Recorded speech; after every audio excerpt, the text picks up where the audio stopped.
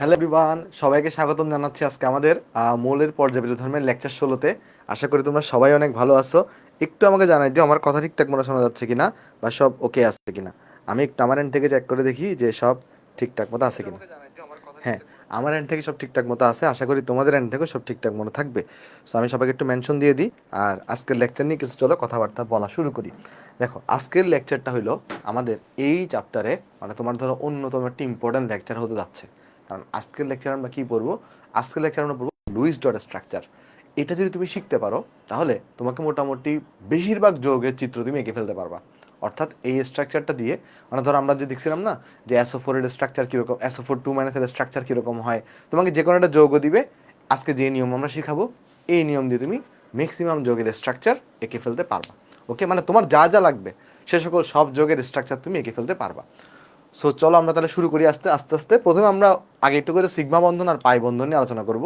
তবে একটা জিনিস বলে রাখি, এই যে টপিকটা আজকে আমরা পড়বো যে Luis dot structure, Lewis dot structure, এইটা তোমার এইচএসসিতে কোনো দরকার নাই, বা এইচএসসিতে আসলে অত বেশি তোমার লাগবে না।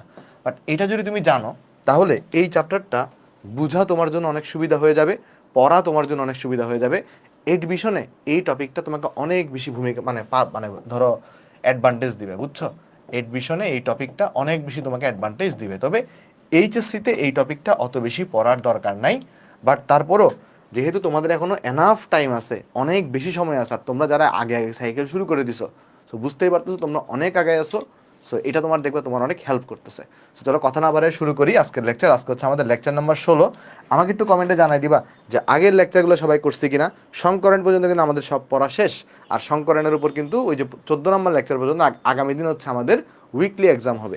ওকে, চলো তাহলে আমরা শুরু করি। আমরা প্রথমে আগে একটু করে সিগমা বন্ধন আর পাই বন্ধনের ডিসকাশন করব। প্রথমে চলো আমরা তাহলে আলোচনা করি। আমরা কিন্তু অলরেডি সিগমা বন্ধন কাকে বলে, পাই বন্ধন কাকে বলে আমরা কিন্তু শিখে আসছি। দেখো তো সিগমা বন্ধন কি ছিল। এই যে যেগুলো টাইপ করা আছে এই 2-1 লাইন, এটা এখন তোলার দরকার নাই। যেগুলো আমি লিখবো শুধুমাত্র সেগুলো তুলিও, বাকিগুলো তুমি ক্লাসের পরে তুলে নিও। দেখো সিগমা বন্ধন হচ্ছে যদি কি হয় বলতো, সামনাসামনি যদি অতিক্রমণ ঘটে। কি ঘটে? সামনাসামনি যদি অতিক্রমণ, মানে কি? ওই যে ইন্টার কানেকশন বা হ্যান্ডশেক করা। সামনাসামনি যদি অতিক্রমণ ঘটে তাহলে উৎপন্ন বন্ধনকে আমরা কি বলে থাকি বলতো? সিগমা বন্ধন বলে থাকি। এটা কিভাবে মনে রাখছিলাম আমরা? এই যে দেখো সিগমাতে দন্তাসও আছে, এখান থেকে আমরা মনে রাখবো সামনাসামনি। আচ্ছা, তোমাদেরকে একটা জিনিস পড়াইছিলাম না? দেখো ধরো যে কোনো সিঙ্গেল বন্ড হইতে পারে, কার্বন কার্বন সিঙ্গেল বন্ড এরকম একটা হইতে পারে, হইতে পারে কার্বন কার্বন ডাবল বন্ড, হইতে পারে কার্বন কার্বন ট্রিপল বন্ড হইতে পারে। আচ্ছা, সিঙ্গেল বন্ডের মধ্যে সিগমা বন্ধন কয়টা থাকে? আমরা সবাই জানি একটা থাকে সিগমা বন্ধন। এখানে কিন্তু কোনো ধরনের কি থাকে না, পাই বন্ধন থাকে না, তাহলে জিরো সংখ্যক থাকে পাই বন্ধন। আর ডাবল বন্ডের মধ্যে একটা থেকে সিগমা, একটা থেকে পাই, তাহলে এখানে একটা সিগমা হবে, একটা কি হবে বলতো? পাই বন্ধন হবে। আর ট্রিপল বন্ডের মধ্যে কি হয়?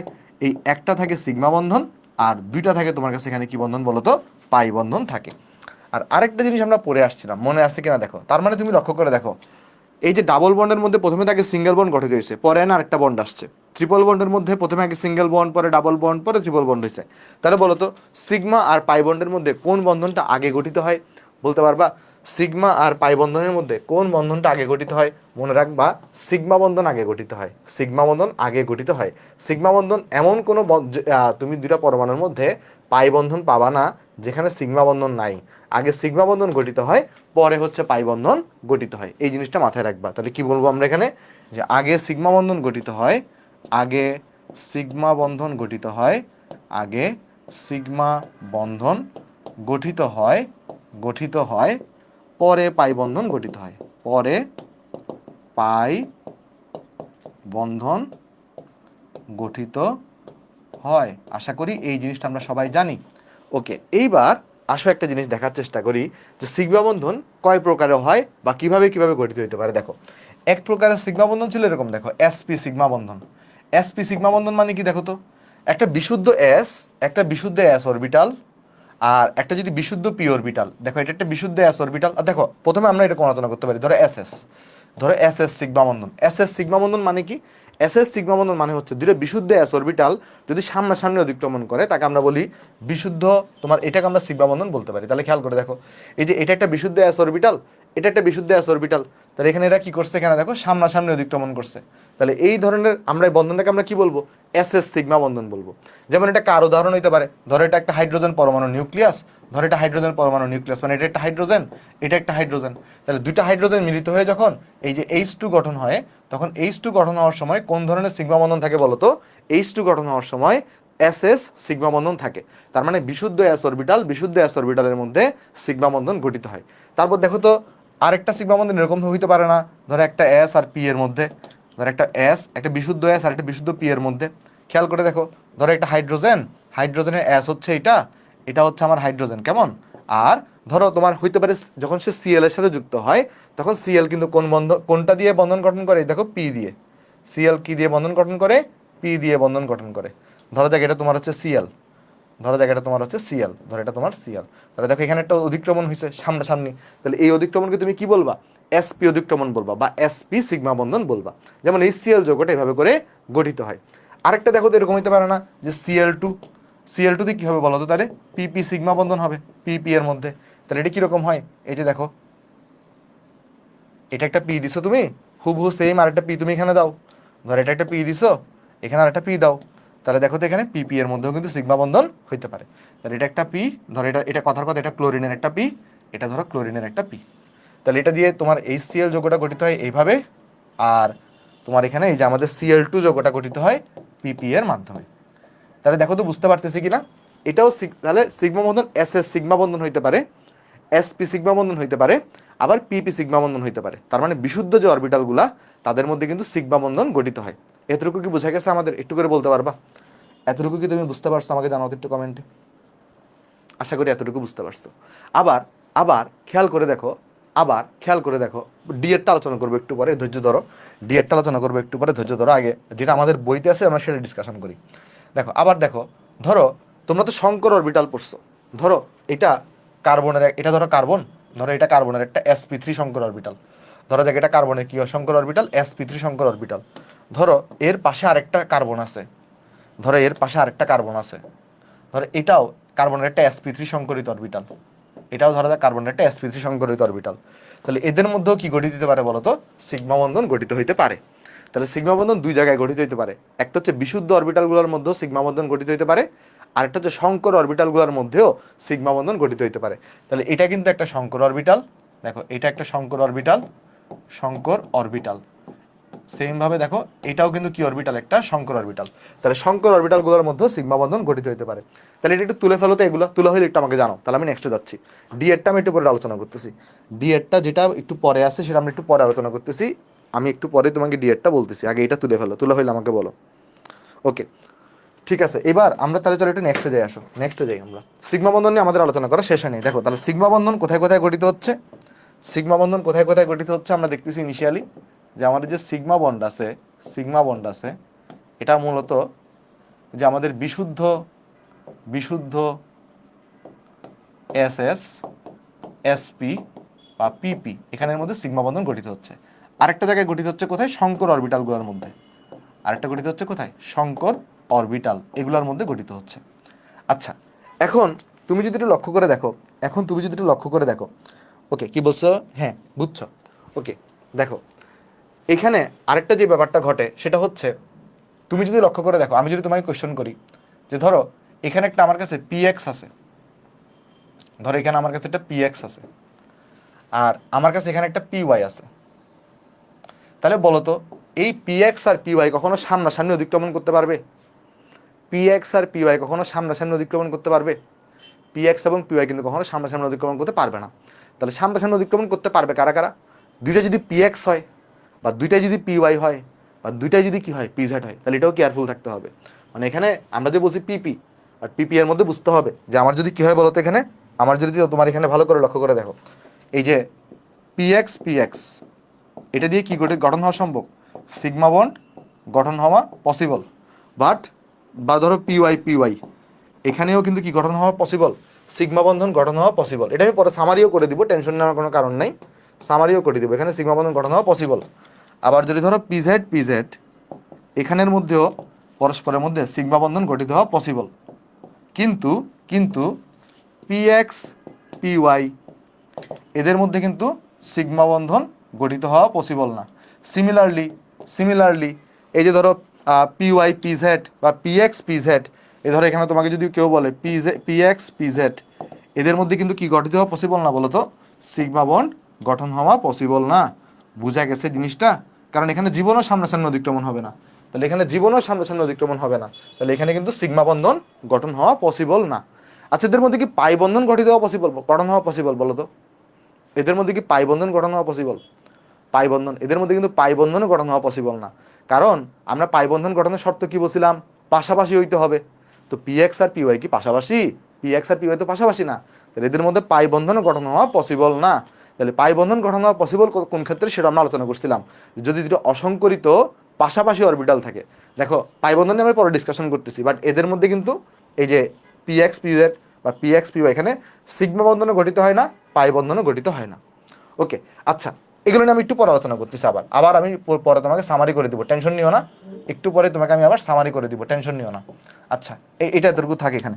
এইবার আমি যে বিষয়টি নিয়ে আলোচনা করতে চাচ্ছি সেটা হলো যে আমাকে তুমি বলো, এই যে কথার কথা, এস এস সিগমা বন্ধনটা বেশি স্ট্রং, নাকি এসপি সিগমা বন্ধনটা বেশি স্ট্রং, নাকি পিপি সিগমা বন্ধন, কোনটা বেশি স্ট্রং হবে? এই তিনটার মধ্যে কোনটা বেশি স্ট্রং হবে, কেউ বলতে পারবা? কোনটা বেশি স্ট্রং হবে? একটা জিনিস চিন্তা করে দেখো তো, ধরো পি পি পি এর ক্ষেত্রে কি আছে বলতো? একটা ডিরেকশন আছে না, একটা পার্টিকুলার কিন্তু একটা ডিরেকশন আছে, তাহলে এটা ডিরেকশন বরাবর স্ট্রং। এস কি হয়, চারদিকে সরানোর কারণে কোনো একটা পার্টিকুলার দিকে স্ট্রং থাকতে পারে না, বাট পি হচ্ছে অনেক বেশি স্ট্রং। তাই একটা স্ট্রং আরেকটা স্ট্রংয়ের সাথে যখন হ্যান্ডশেক করে তখন অনেক স্ট্রং হয় জিনিসটা। তার মানে এখানে মনে রাখবা, পি পি সিগমা বন্ধন সব থেকে বেশি স্ট্রং, তারপর হচ্ছে কে আছে এস পি সিগমা বন্ধন, তারপরে কে আছে এস এস সিগমা বন্ধন। তাহলে যদি আমি সিগমা বন্ধনের শক্তিক্রম আলোচনা করি, শক্তি যদি আলোচনা করি, এনার্জি বা শক্তি, সব থেকে বেশি স্ট্রং কারা? সব থেকে বেশি স্ট্রং হচ্ছে আমার পিপি। বুঝা গেছে নাকি বুঝা নাই? সব থেকে বেশি স্ট্রং হচ্ছে কিন্তু আমার পিপি। এটা মাঝে মাঝে এমসিকিউতে দিয়ে দেয়। ওকে, যেমন আমি তোমাকে যদি জিজ্ঞেস করি, ধরো আমাকে কয়েকটা অরবিটাল এখানে দিছে, ধরো এখানে বলছে ওয়ান এস, তারপরে তোমার এখানে ধরো আমাকে দেওয়া আছে কথার কথা টু পি, ধরো এখানে দেওয়া আছে টু পি, তারপর ধরো আমাকে দেওয়া আছে এখানে টু এস, তারপর ধরো আমাকে দেওয়া আছে এখানে ওয়ান এস টু পি, তারপর ধরো আমাকে দেওয়া আছে এখানে ওয়ান এস টু এস। তো এইখানে এই যে চার পাঁচটা অরবিটাল আমাকে দেওয়া আছে, এখানে দেওয়ার পর আমাকে কোয়েশ্চেন করতেছে এদেরকে তুমি শক্তিক্রম অনুসারে সাজাও। কোয়েশ্চনটা বুঝতে পারতেছো? এখানে তোমাকে পাঁচটা সিগমা বন্ধনের কথা এখানে বলছে দেখে শক্তিক্রম অনুসারে সাজাও। তাহলে বলো তো সব থেকে বেশি শক্তি কার হবে এখানে? সব থেকে বেশি শক্তি কার হবে এখানে? ভাইয়া পিপি কেন একটু বলেন। দেখো পি এর একটা ডিরেকশন আছে, পি এর একটা পার্টিকুলার ডিরেকশন থাকে, পি এক্স এর দিকেও হইতে পারে, মানে হয় পি এক্স এর দিকে হবে, নাহলে পি ওয়াই এর দিকে হবে, নাহলে পি জেড এর দিকে হবে, মানে এটা একটা পার্টিকুলার ডিরেকশন আছে। আর ডিরেকশনে থাকলে কি হয়, তোমার হ্যান্ডশেকটা অনেক বেশি স্ট্রং হয়। আচ্ছা, এবার আমি জিনিসটা আলোচনা করি। একটা জিনিস দেখো, প্রথমে একটা ট্রিক্স মনে রাখবা, সেটা হচ্ছে বলো তো এই দুইটাকে যদি যোগফল করো, যোগফল কত আসবে? এই দুইটাকে যদি যোগফল করো, বলো তো যোগফল কত আসবে? যোগফল কত আসবে? যোগফল আসবে 2। এই দুইটাকে যদি যোগফল করো, যোগফল কত আসবে? যোগফল আসবে 4।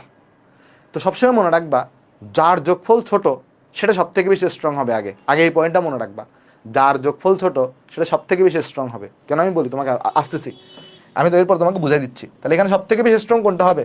এই ওয়ান এস এর এটা যোগফল সব থেকে ছোট, এটা সব থেকে বেশি স্ট্রং হবে এটা। এরপরে বলো তো কোনটা স্ট্রং হবে? কেন হচ্ছে একটু রিজনটা পরে বলতেছি, আগে ট্রিক্সটা শিখো, ট্রিক্সটা বুঝো। এরপরে বলো তো কোনটা হবে? এরপরে দেখো তো এখানে তো 4 হয়েছে, দেখো ভালো করে দেখো, এখানে তো 4 হয়েছে, তাহলে এটা হবে না। এখানে 4 হয়েছে, এটা হবে না। কিন্তু দেখো তো এই দুটোকে যোগ করলে 3 পাবা, এই দুটোকে যোগ করলে 3 পাবা, তাহলে এই দুটোর যোগফল সমান।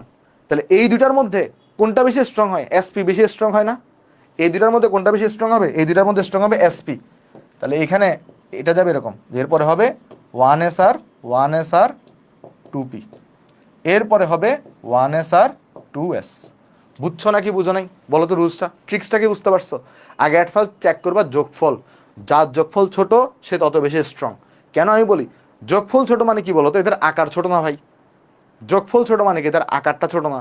তা আকারটা যদি ছোট হয় তাহলে জিনিসটা হচ্ছে যে মানে একদম লিমিটেড জায়গায় আছে, তাহলে এদের মধ্যে মানে ধরো মানে জোড়া লাগতে পারবে স্ট্রং ভাবে। ধরো একজন অনেক বিশাল, আরেকজন অনেক বিশাল, তারা সাইজে বিশাল ঠিক আছে, বাট যখন তারা মানে ধরো হ্যান্ডশেক করবে তখন তাদের হ্যান্ডশেকটা স্ট্রং হবে না, কারণ অনেক বিশাল হওয়ার কারণে। এই জন্য যোগফল যত ছোট বা আকার যত ছোট তাদের হ্যান্ডশেকটা অনেক বেশি স্ট্রং হয়। এই জন্য এই ট্রিক্সটা হচ্ছে মনে রাখবা, বুঝছো নাকি বুঝো নাই? এরপরে দেখো, এরপরে কি, এটাও যোগফল 4, এটা যোগফল 4, বাট এগুলোর মধ্যে কে বেশি বড় হবে? যার মধ্যে পি থাকবে, তাহলে পি হচ্ছে বেশি স্ট্রং হবে, তাহলে 2p তারপর হচ্ছে এখানে 2s। ক্লিয়ার? দেখো এটা হচ্ছে এনার্জির ক্রম বা শক্তির ক্রম, বুঝছো কিনা দেখো, বুঝছো কিনা চাই দেখো, বুঝছো সবাই? বলো, একটু বলো বুঝছো কিনা। আগে চেক করবা কি, আগে চেক করবা আগে সাম বা যোগফল, আর যার যোগফল ছোট, সাম যদি কি হয়, ছোট হয়, তা সে কি হবে, তার শক্তি বেশি হবে, তার শক্তি বেশি হবে। আর সাম যদি ইকুয়াল হয়, তখন চেক করবা যে কার মধ্যে পি আছে, ঠিক আছে?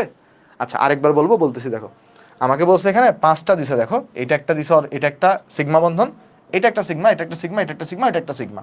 তারপরে জিজ্ঞেস করবে যে কে বেশি স্ট্রং। তো তুমি আগে অ্যাট ফার্স্ট চেক করবা, দেখো এখানে 1, এখানে 1, তো দুইটাকে যোগফল করলে কত আসবে? 2 আসবে। দেখো আমি যোগফলগুলো গেলে করে দেখাই, দেখো যেমন এখানে যদি যোগফল করতাম, এই যোগফল আসতো 2, এই যোগফলটা কত আসতো? এই যোগফল আসতো 4, এখানে যদি যোগফল করতাম, এখানে যোগফল আসতো 4, এখানে যদি যোগফল করতাম যোগফল আসতো 3, এখানে যদি যোগফল করতাম যোগফল আসতো 3। এখন তুমি আমাকে বলো যে আকার ছোট হইলে বন্ড স্ট্রং হবে নাকি আকার বড় হইলে বন্ড স্ট্রং হবে, বলো তো? আকার ছোট হইলে বন্ড স্ট্রং হবে নাকি আকার বড় হইলে বন্ড স্ট্রং হবে? দেখি তুমি বলো, হ্যান্ডশেক কখন স্ট্রং হবে, যার আকার ছোট নাকি যার আকার বড়? দেখবা, মানে এটাকে এইভাবে মনে রাখতে পারো, ছোটবেলার আমাদের যে ফ্রেন্ডশিপগুলো হয় সেটা কিন্তু অনেক স্ট্রং হয়, তাই না? এটাকে এইভাবেও তুমি চিন্তা করতে পারো, এটা অ্যানালজি দিয়ে মনে রাখতে পারো, বুঝছো? একটা অ্যানালজি দিয়েও মনে রাখতে পারো। সো ছোটবেলার বন্ধুত্বগুলো অনেক বেশি স্ট্রং হয়। তো কাহিনী কি হবে, এইটা যার আকার ছোট তত বেশি হ্যান্ডশেক স্ট্রং হবে, তো এইটারটা বেশি স্ট্রং। এরপরে দেখো, এরপরে যোগফল কাট 3, তো 3-এর মধ্যে দেখো, এটাও 3, তারপরে তোমার হচ্ছে এটাও 3, বাট এই 3-এর মধ্যে কোনটাতে পি আছে? যেটাতে পি থাকবে সেটা বেশি স্ট্রং, কারণ পি থাকলে বেশি স্ট্রং, তাহলে এই 1s2p বেশি স্ট্রং, তারপরে 1s2s। তারপরে দেখো এখানে 4-4-এর মধ্যে এখানে পি আছে, তাহলে এটা বেশি স্ট্রং হবে। ক্লিয়ার সবার? আশা করি সবাই বুঝতে পারছি আমরা, কার এখানে কোনো কনফিউশন নেই, ঠিক আছে? ওকে। আচ্ছা এরপর আমরা চলো নেক্সটে যাবো, পর আমি আবার সামারি করে দেবো জিনিসগুলোকে, টেনশন নিও না। এখন চলো আমরা একটা ডিসকাশন করার চেষ্টা করি আমাদের পাই বন্ধন, ডি আর এফ এর নিয়ে কাহিনী বলবো, তবে ডি আর এফ সিগমা বন্ধন গঠন করে না। ওকে চলো দেখি আসো। দেখো পাই বন্ধন মানে কি, সিগমা বন্ধন গঠনের পর, একটা সিগমা বন্ধন গঠনের পর, একটা সিগমা বন্ধন গঠনের পর উভয় পরমাণুর প্রত্যেকটি হতে একটি করে কি হবে, সমান্তরাল অর্ধপূর্ণ পি অরবিটালের পার্শ্ব দিক্রমণের ফলে। কিসের ফলে? পার্শ্ব দিক্রমণের ফলে। যেমন দেখো আমি তোমাকে বুঝাই বলি জিনিসটা কিরকম। ধরো এখানে একটা কার্বন দিছো তুমি, এখানে ধরো একটা এটার পি অরবিটাল আছে, এখানে ধরো একটা পি অরবিটাল আছে। বলো তো এটা কি ধরনের অরবিটাল, সংকরিত নাকি অসংকরিত, কেউ বলতে পারবা? এটা কি ধরনের অরবিটাল, সংকরিত নাকি অসংকরিত? এটা কিন্তু অসংকরিত অরবিটাল। আমরা অসংকরিত অরবিটালকে পূর্ণভাবে আঁকি। ধরো এখানে একটা কার্বনের অসংকরিত অরবিটাল আছে, যেটা পি অরবিটাল, আর এর পাশেও ধরো একটা কি আছে, সেম আর একটা কার্বনের অসংকরিত অরবিটাল আছে। তখন এদের মধ্যে কি হবে, এদের মধ্যে যদি পার্শ্ব দিক্রমণ হয়, এদের মধ্যে যদি পার্শ্ব দিক্রমণ হয়, পার্শ্ব দিক্রমণটাকে আমরা এভাবে দেখাই। অ্যাকচুয়ালি পার্শ্ব দিক্রমণ বলতে কি বোঝায় জানো? পার্শ্ব দিক্রমণ বলতে বোঝায় এরকম, দেখো পার্শ্ব দিক্রমণ বলতে বোঝায় এরকম, যে এখানে ধরো এটা তুমি পি অরবিটাল আঁকছো, ধর সুন্দর করে আঁকি, এখানে ধরো তুমি একটা পি অরবিটাল আঁকছো, আর এর পাশে আর একটা পি অরবিটালকে তুমি আঁকো। তাহলে এই যে দেখো এদের মধ্যে এখানে কি হচ্ছে, পাশাপাশি দেখো এখানে মিলিত হচ্ছে, পাশাপাশি হ্যান্ডশেক হচ্ছে। তো এটাকে আমরা বলি পার্শ্ব দিক্রমণ। তো এটাতে দেখাই দিই একটু হিজিবিজি হয়ে যাচ্ছে না? এই জিনিসটাকে আমরা একটা আলাদা করে এভাবে করে দেখাই দিই। বুঝছো নাকি বুঝো নাই? বুঝছো নাকি বুঝো নাই? আশা করি বুঝতে পারছো। তাহলে দেখো এই যে পাশাপাশি যে অতিক্রমণ হয়, তাকে আমরা বলে থাকি তোমার হচ্ছে পাই বন্ধন। এখন তুমি আমাকে বলো যে পাই বন্ধন আর সিগমা বন্ধনের মধ্যে কোনটা বেশি স্ট্রং? একটা হচ্ছে সামনাসামনি অতিক্রমণ, একটা হচ্ছে পাশাপাশি অতিক্রমণ। তাহলে আমরা তো নিশ্চয়ই বুঝতে পারতেছি আমার এখানে সিগমা বন্ধন পাই বন্ড থেকে বেশি স্ট্রং। তাহলে সিগমা বন্ড পাই বন্ড হতে, পাই বন্ড হতে বেশি শক্তিশালী, শক্তিশালী। আচ্ছা একটা জিনিস আমাকে বলো তো ভাই, এই জায়গায় কয়টা পাই বন্ড আছে? এই জায়গায় কয়টা পাই বন্ড তোমার চোখে পড়তেছে? এই জায়গায় কয়টা পাই বন্ড তোমার চোখে পড়তেছে? এই জায়গায় কয়টা পাই বন্ড তোমার চোখে পড়তেছে? এই জায়গায় কয়টা পাই বন্ড তোমার চোখে পড়তেছে? 2? না, এটা একটা পাই বন্ড, মনে রাখবা, মনে রাখবা। এইটা দেখো, দেখো এটা একটা অসংকরিত অরবিটাল, এটা একটা অসংকরিত অরবিটাল, এটা একটা অসংকরিত অরবিটাল, আর দুইটা অসংকরিত অরবিটালের মধ্যে একটাই পাই বন্ড হয়। তাহলে ভাই দুইটা কেন দেখাইছেন? দুইটা কেন দেখাইছেন? এই যে দেখো, তুমি যখন এরকম আঁকছিলা, এরকম যখন আঁকছিলা, পাশাপাশি যখন আঁকছিলা, তো দুই জায়গায় এখানে মিলিত হয়েছিল না? মানে ধরো এটার মধ্যে দেখো, ভালো করে দেখো এখানে, দাঁড়াও এটাকে যদি একটু অন্য কালার করে দিই, এই যে দেখো এখানে দুই জায়গায় মিলিত হয়েছে, এইটা এবং এইটা মিলে তো একটা পাই বন্ড পাইছো, তাই না? এই দুইটা মিলে তো একটা পাই বন্ড পাইছো, তাই এখানে এই দুইটাকে মিলে একটা পাই বন্ড হয় এখানে, বুঝছো? অনেকে আমরা মিস্টেক করে ফেলি, আমরা মনে করি এখানে মানে দুইটা পাই বন্ড আছে, না এখানে একটা পাই বন্ড আছে। ক্লিয়ার? আচ্ছা, আশা করি বুঝতে পারছি জিনিসটা। এখানে কিন্তু কয়টা পাই বন্ড আছে? আগে এখানে কিন্তু কার্বন কার্বনের মধ্যে সিগমা বন্ড হবে। দেখো আগে কিন্তু সিগমা বন্ড হবে, আগে সিগমা বন্ড গঠিত হবে, এরপরে একটা পাই বন্ড এখানে গঠিত হবে। এই দুইটা মিলে কিন্তু একটা পাই বন্ড, এই দুইটা মিলে একটা পাই বন্ড। আশা করি এটা আমরা বুঝতে পারছি। আচ্ছা, একটা জিনিস হচ্ছে তুমি লক্ষ্য করে দেখো, পাই বন্ড হওয়ার জন্য এদেরকে পাশাপাশি হইতে হবে। একটা জিনিস মনে রাখবা, S orbital, S S orbital, S orbital এবং শঙ্কর অরবিটাল, এবং শঙ্কর অরবিটাল পাই বন্ড গঠন করে না। পাই বন্ড, পাই বন্ড গঠন করে না, গঠন করে না। দেখো তাহলে কে করবে না? পাই বন্ড গঠন করবে না, এস অরবিটাল আর শঙ্কর অরবিটাল পাই বন্ড গঠন করবে না। কেন করবে না সেটা নিয়ে আলোচনা করতেছি একটু পরে। কিন্তু একটা মেইন পয়েন্ট হচ্ছে, আমাদের বইতে লেখা শুধুমাত্র পি অরবিটাল পাই বন্ড গঠন করবে। আমাদের বইতে কি লেখা আছে? এই যে পাই বন্ধন গঠন করবে কারা? শুধুমাত্র অসংকরিত পি অরবিটাল, শুধুমাত্র অসংকরিত, যেটা সংকরিত হয় নাই, অসংকরিত পি অরবিটাল পাই বন্ড গঠন করে। বাট অ্যাকচুয়ালি ডি অরবিটালও পাই বন্ড গঠন করে, বাট সেটা আমাদের বইতে নাই। তো যেটা আমাদের বইতে নাই, তাহলে সেটা নিয়ে আমরা চিন্তা করব না। তাহলে আমাদের যদি এমসিকিউতে আসে যে নিচের কোনটা পাই বন্ড গঠন করে, তাহলে আমরা শুধু পি দেখাবো। অ্যাকচুয়ালি ডিও পাই বন্ড গঠন করে, বাট আমাদের বইতে ডি এর কথা বলা নাই। তো আমাদের বইতে শুধুমাত্র পি কে বলছে পি এরা পাই বন্ধন গঠন করে। তাহলে আমাদের যদি বলে কে পাই বন্ধন গঠন করবে, তুমি বলবা পি পাই বন্ধন গঠন করবে। এখন কথা হচ্ছে, এস অরবিটাল কেন পাই বন্ধন গঠন করে না? দেখো এস অরবিটালটা কি হয় বলো তো? গোলাকার আকৃতি হয় না? গোলাকার আকৃতি হওয়ার কারণে কি হয়? এর কোনো নির্দিষ্ট দিকধর্ম থাকে? এটা তো চারদিকে ছড়ায় পড়ে, দেখো এটা তো চারদিকে ছড়ায় পড়ে, এর কোনো নির্দিষ্ট দিকধর্ম নাই। আর দিকধর্ম না থাকার কারণে কি হয়? এরা পাই বন্ধন গঠন করে না। আরেকটা জিনিস দেখো, শঙ্কর অরবিটাল কেন পাই বন্ধন গঠন করে না? তুমি একটু লক্ষ্য করে দেখো তো, কার্বনের যে শঙ্কর অরবিটালগুলা, ধরো CH4 এর জন্য কেউ কি বলতে পারবা এই মধ্যবর্তী অ্যাঙ্গেলটা কত ডিগ্রি ছিল? তোমাদেরকে পড়াইছিলাম। ধরো যদি এটা sp3 শঙ্কর অরবিটাল হয়, এটাও যদি sp3 শঙ্কর অরবিটাল হয়, তাহলে একটু করে বলো তো, এই যে এদের মধ্যবর্তী অ্যাঙ্গেলটা কত ডিগ্রি ছিল? এই মধ্যবর্তী অ্যাঙ্গেল ছিল 109.5 ডিগ্রি। কিন্তু পাই বন্ধন হওয়ার জন্য তোমার কি হইতে হয়? পাশাপাশি হইতে হয়। তো শঙ্কর অরবিটালগুলো কি এখানে পাশাপাশি আছে? নাই। তাহলে পাশাপাশি না থাকার কারণে এরা কিন্তু কি গঠন করে না? পাই বন্ধন গঠন করে না। বুঝতে পারছি আমরা নাকি বুঝি নাই? বলো তো একটু করে, বুঝতে পারছো কিনা? এটা কি বুঝতে পারছি আমরা? সবাই একটু আমাকে জানাও তো কমেন্টে। যারা ফেসবুকে দেখতেছো তারাও জানাইও। হ্যাঁ, ভেরি গুড, ভেরি গুড, সবাই বুঝতে পারছো। ওকে, তাহলে আমরা চলো নেক্সটে যাই। নেক্সট আর একটা প্রশ্ন আসতে পারে তোমার কাছে, সেটা হচ্ছে যে ভাই, দুইটা কার্বনের মধ্যে বা দুইটা পরমাণুর মধ্যে সর্বোচ্চ কয়টা পাই বন্ড গঠিত হতে পারে? চলো এই কোশ্চেনের একটু আমরা আনসার করি, আসো। যে এইটা একটু করে আমি কপি করি, তাহলে এটাকে তাহলে আমি একটু মুছে দিই। এটা আগের পৃষ্ঠা নোট করা আছে, এই লেখাগুলো আগের পৃষ্ঠায় নোট করা আছে, কেমন?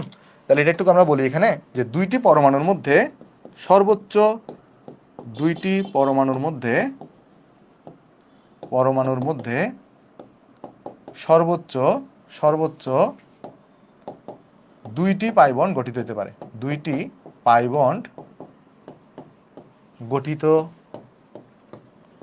হতে পারে। এখন তোমার মনে প্রশ্ন আসবে যে ভাই তিনটা কেন পারে না, চারটা কেন পারে না? চলো এটা একটু ব্যাখ্যা করার চেষ্টা করি। তুমি আমাকে একটু করে বলো তো, আমাদের আমাদের যে কোঅর্ডিনেট সিস্টেম, সেটা কত কত কোঅর্ডিনেট সিস্টেম? 3D না? আমাদের কোঅর্ডিনেট সিস্টেমটা কি হয়ে থাকে? 3D হয়ে থাকে। তাহলে আমাদের কোঅর্ডিনেট সিস্টেম কি হয়ে থাকে? 3D, অর্থাৎ একটা এক্স অক্ষ থাকে, একটা ওয়াই অক্ষ থাকে, একটা ধরো জেড অক্ষ থাকে। এখন চিন্তা করে দেখো, আমি তোমাকে কার্বন দিয়ে বুঝাই। ধরো কার্বন, এটার ধরা যাক একটা কি আছে, ধরা যাক একটা এক্স অক্ষের দিকে একটা আমার ধরো অরবিটাল আছে। ধরো এই কার্বনটারও একটা এক্স অক্ষের দিকে অরবিটাল আছে। ধরো এদের মধ্যে এইটা হচ্ছে এক্স অক্ষের দিকে, এটা কোন অ্যাক্সিসের দিকে দেখাইলাম?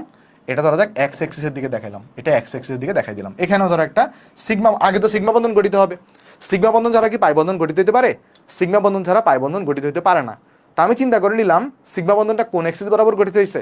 ধরা যাক এক্স অ্যাক্সিস বরাবর। সিগমা বন্ধন ছাড়া তো পাই বন্ধন হতে পারে না। তাহলে ধরে নিলাম সিগমা বন্ধনটা এক্স অ্যাক্সিস বরাবর তৈরি হয়েছে। তাহলে আমার কাছে এক্সিস ফাঁকা আছে আর কয়টা বলো তো? আর এক্সিস ফাঁকা আছে দুইটা। তাহলে এমন হতে পারে যে একটা অসংকরিত অরবিটাল, ধর এটার একটা অসংকরিত অরবিটাল এই ওয়াই অক্ষ বরাবর থাকলো, ওয়াই অক্ষ বরাবর থাকলো, কেমন? ওয়াই অক্ষ বরাবর এটারও একটা ধরো অসংকরিত, এটা কিন্তু দুইটা না, এখানে কিন্তু একটা, এখানে কিন্তু একটা। এটা ধরা যাক ওয়াই অ্যাক্সিস বরাবর আছে। এই যে চিন্তা চিন্তা করে দেখি, ধরো এটা ওয়াই অ্যাক্সিস বরাবর আছে, এটাও ধরো ওয়াই অ্যাক্সিস বরাবর আছে। তাহলে এইখানে একটা তোমার কি গঠিত হবে, সিগমা বন্ধন পাই বন্ধন গঠিত হবে, এখানে একটা পাই বন্ধন গঠিত হবে। আর ধরো আরেকটা অরবিটাল জেড এক্সিস বরাবর আছে, তাহলে তো এক ওই এখানে এই জন্য আর তো কোনো নতুন এক্সিস নাই, তাহলে তুমি পাশাপাশি আর কিভাবে দিবা, তাহলে এখানে একটা কিন্তু পাই বন্ধন গঠিত হবে। বুঝছো? এই জন্য দুইটা পাই বন্ধন গঠিত হয়, এই জন্য কি হয়, সর্বোচ্চ দুইটা পাই বন্ধন গঠিত হইতে পারে। এর কারণটা কি, যদি এমন হইতো যে ভাই তোমার যদি সিগমা বন্ধন গঠিত না হইতো, চিন্তা করে দেখো, ধরো এমন যদি হইতো যে পাই বন্ধন গঠন হওয়ার জন্য সিগমা বন্ধনের দরকার নাই, তখন কিন্তু তিনটা হইতে পারতো। কথাটা কি ক্লিয়ার নাকি দেখো তো বুঝতেছো কিনা? যদি এমন হইতো সিগমা বন্ধন গঠন করতে না হইতো, তখন কিন্তু তুমি তিনটা পাই বন্ধন পাওয়ার একটা চান্স ছিল, কারণ তখন এক্স এক্সিসও ফাঁকা, ওয়াই এক্সিসও ফাঁকা, জেড এক্সিসও ফাঁকা। কিন্তু এখন তো আগে অবশ্যই সিগমা বন্ধন আগে গঠন করতে হবে পাই বন্ধন গঠনের জন্য, আর সিগমা বন্ধনটা হয় এক্সের দিকে হবে, না হয় ওয়াই এর দিকে হবে, না হয় জেড এর দিকে হবে।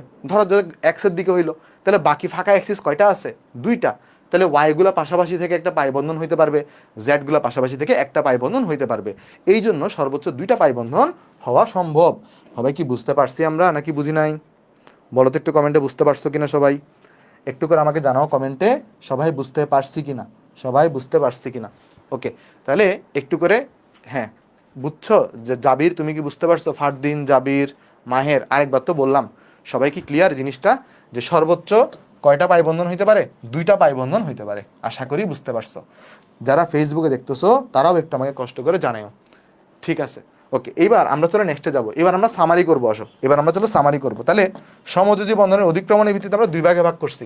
একটাকে আমরা পাইছি এখানে সিগমা বন্ড, আর আরেকটা পাইছি হচ্ছে আমরা পাই বন্ড, আরেকটা পাইছি হচ্ছে আমরা পাই বন্ড। একটা পাইছি সিগমা বন্ড, একটা পাইছি কি বলতো, পাই বন্ড, পাই বন্ড পাইছি। তো আমার ভালো করে যদি লক্ষ্য করে দেখি, ভালো করে যদি আমরা লক্ষ্য করে দেখি, এই যে তুমি দেখবা আমার এখানে কি হবে, এই যে সিগমা বন্ধনটা কিভাবে গঠিত হয়েছে দেখো, এস এস সিগমা বন্ধন গঠিত হইতে পারে, তারপরে ধরো এসপি, এই ধরনের সিগমা বন্ধন গঠিত হইতে পারে। কিন্তু এস ডি বা এস এফ, এই ধরনের সিগমা বন্ধন গঠিত হইতে পারে না। ভালো করে মনে রাখবা, এই সিগমা বন্ধন এটাও গঠন হওয়া পসিবল না, আবার এই সিগমা বন্ধন এটাও কি হওয়া পসিবল না, গঠন হওয়া পসিবল না। বাট এস এস হইতে পারবে, এসপি হইতে পারবে, কেমন এরকম হইতে পারবে। জাস্ট এগুলোর কারণ এখন দরকার নেই, মানে কেন ডি পারে না, কেন এফ পারে না এখানে, বাট এরকম হইতে পারে। দেখো তোমার এখানে এসপি এই সিগমা বন্ধনটা গঠিত হইতে পারে, আবার পি আবার নিজেরা নিজেরা সিগমা বন্ধন গঠিত হইতে পারে, আবার পি আর ডি মিলে এই সিগমা বন্ধনও গঠিত হইতে পারে।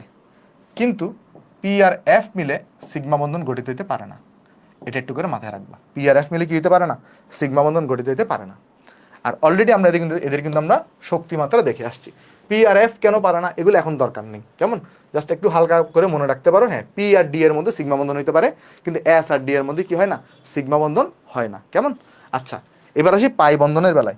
দেখো তো, আমি যদি তোমাকে কোয়েশ্চেন করি যে পি এক্স আর পি এক্স এদের মধ্যে কি হইতে পারে, যদি এরা সামনাসামনি অতিক্রমণ করে, তাহলে কিন্তু এরা যদি কি করে, দেখো এরা যদি এরকম হয়, ধরো একটা পি এক্সকে এখানে দিছো, আর আরেকটা পি এক্সকে ধরো তুমি এখানে দিছো, আরেকটা ধরো পি এক্স তুমি এখানে দিছো, তাহলে সামনাসামনি অতিক্রমণ হয়েছে, তাহলে এর মাধ্যমে কিন্তু কি হবে, সিগমা বন্ধন হয়েছে।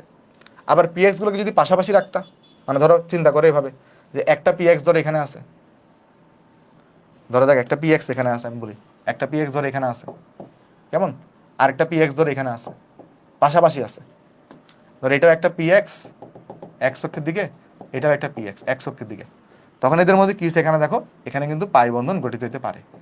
তাহলে এটা দেখে পি এক্স এটা যদি সামনাসামনি অতিক্রমণ করে তাহলে সিগমা বন্ধন হবে, পাশাপাশি অতিক্রমণ করলে পাই বন্ধন হবে। বুঝছো নাকি বুঝো নাই বলো তো?